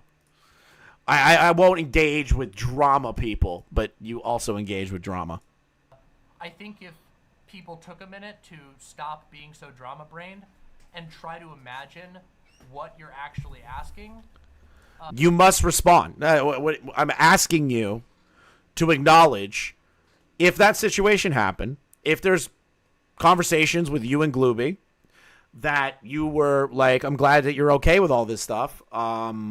If those DMs with Glooby that Fawn had showing anatomical correct horse pussy is bad, you know, if they did show that, I believe you would want to clear your partner's name. No, Demonmama? Your partner also said constantly that they enjoy Shotokan, and it is suspicious that you said absolutely nothing about Vosh's Lolicon folder leak, and then your own opinions on Lolicon and potentially Shotokan as well, because essentially people mix them up as being the same thing, because it's about children. You kind of just you kind of were arguing that it wasn't that bad. So there's a lot of things for you to respond. It's not drama pilled. It's something that needs to be responded to. Don't you want to clear your partner's name, Demonmama? Don't you want to do that? Wouldn't you want to clear their name? Wouldn't Fawn want to not be known as a potential groomer? Somebody that sent pornography to a minor? Somebody that isn't jerking off to Lolicon and Shotokan, which is essentially what makes Vosh a confirmed, in my opinion, somebody who is minor attracted? Pedo?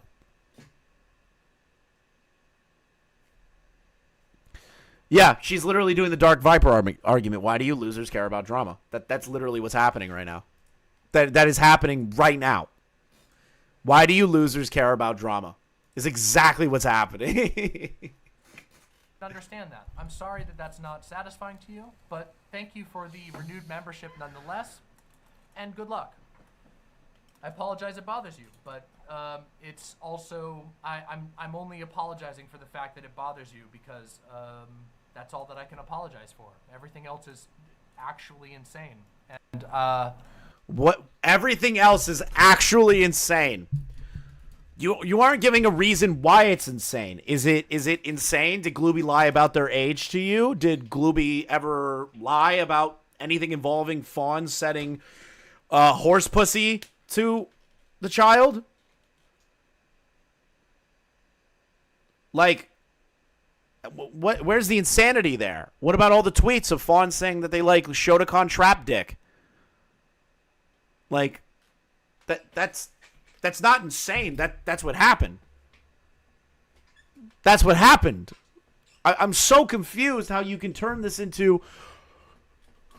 I'm just not going to respond to the drama frogs. Okay, Keffels. Best of luck. Best of luck. Chris, you don't understand. We're Nazis. Yeah, apparently I am a MrBeast defending asshole because I hate how Dogpack portrayed the video, too. Don't forget that part. Apparently I'm a MrBeast simp. I'm the controlled opposition after this stream today. I'm excited. I'm excited to be called the controlled opposition. I'll wear that with a badge of honor. Yeah. So, there you have it. This is so pathetic. This is actually pathetic. Now, she's doing what the bigger YouTubers do, and they're like, oh, I'm not going to respond to the drama. It's just ridiculous. Don't worry. It'll ramp up again. Don't you worry. You and Fawn have a lot of things. Behind the scenes, closed doors, interesting Discord community. You got weird tweets, statements, conversations, you know. Something tells me this is going to rear its ugly head again for you, and you're not going to be able to back away this time. No, the response is great. I find it funny. It's just the Keffels argument. These people are just drama people. They don't care for the truth. They're all insane. It's crazy. Why would I lie about my swatting? You're insane. Why would you ever say that I lied about a gun being pointed in my face? You're a monster. You know, I don't even have to dignify that with a response. That's what's happening right now. This is cope. That's literally what's happening in this exact moment. This is cope. Legitimate cope. Because they're too afraid to denounce their partner and own up to the fact that they are a fucking hypocrite and they're totally cool with the things that Voss showed on stream. I'm just gonna say it. I literally don't care. I have no other reason than to come to that conclusion with the statements that you have made on Lolicon, the statements that your partners made on Lolicon. Like, it's hard for me not to come to that conclusion.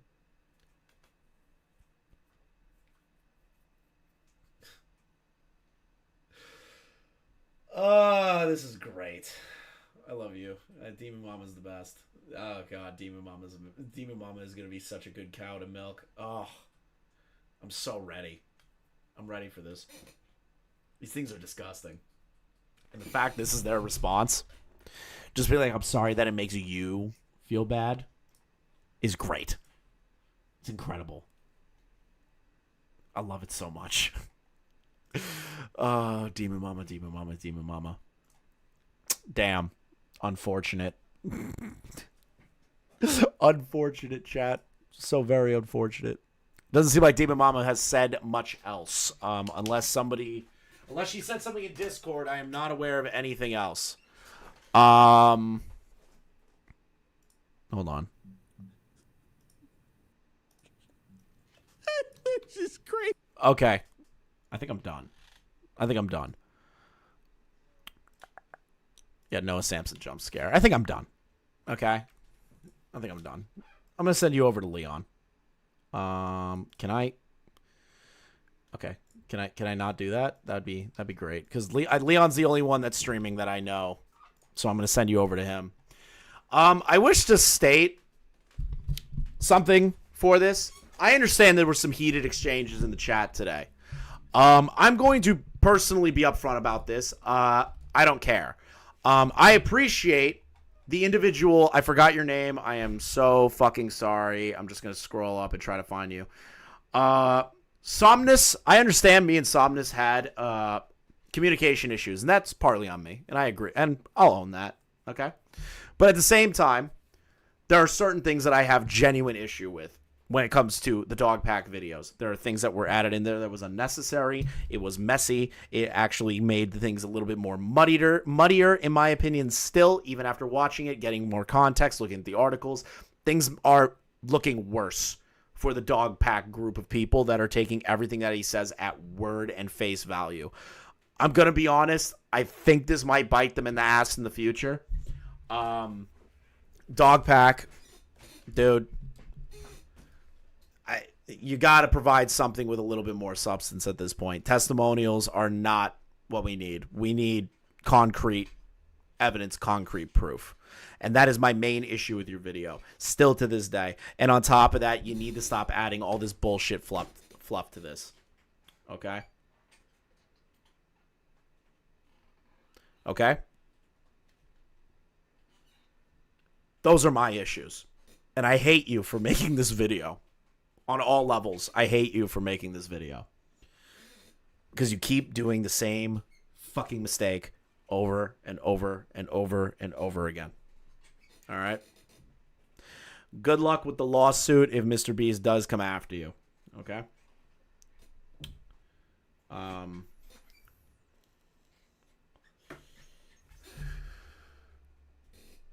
Yeah. I'm done. Next stream when? I think I'm going to take this weekend off. I think that's kind of my plan because it's Labor Day weekend. I have some plans in the works. I got a fantasy draft on Sunday with some friends. Saturday, maybe I'll do a stream, have a couple of beers, and just talk to you guys. But at this current moment, I don't think so. What I'm going to do is, this is going to go members only because it's multi-topic, obviously. Actually, no, fuck it. I'm just going to keep it up. Fuck it. I'm just going to keep it up. I really don't care. I really just don't care. I'm going to keep this up. I stand by I stand by mostly by 90% of what I said. Obviously, there was misconceptions and understandings while watching it, so clarification was needed. And I appreciate the debates in chat. I believe that a chat like this is healthy, where people could come in and yell at me and say I'm being an idiot. And if I am an idiot, I'll admit it. Thank you guys so much for being cool about everything. Thank you for subscribing. If you're new, please like, comment, and subscribe. I'll see you guys later. Have a great weekend.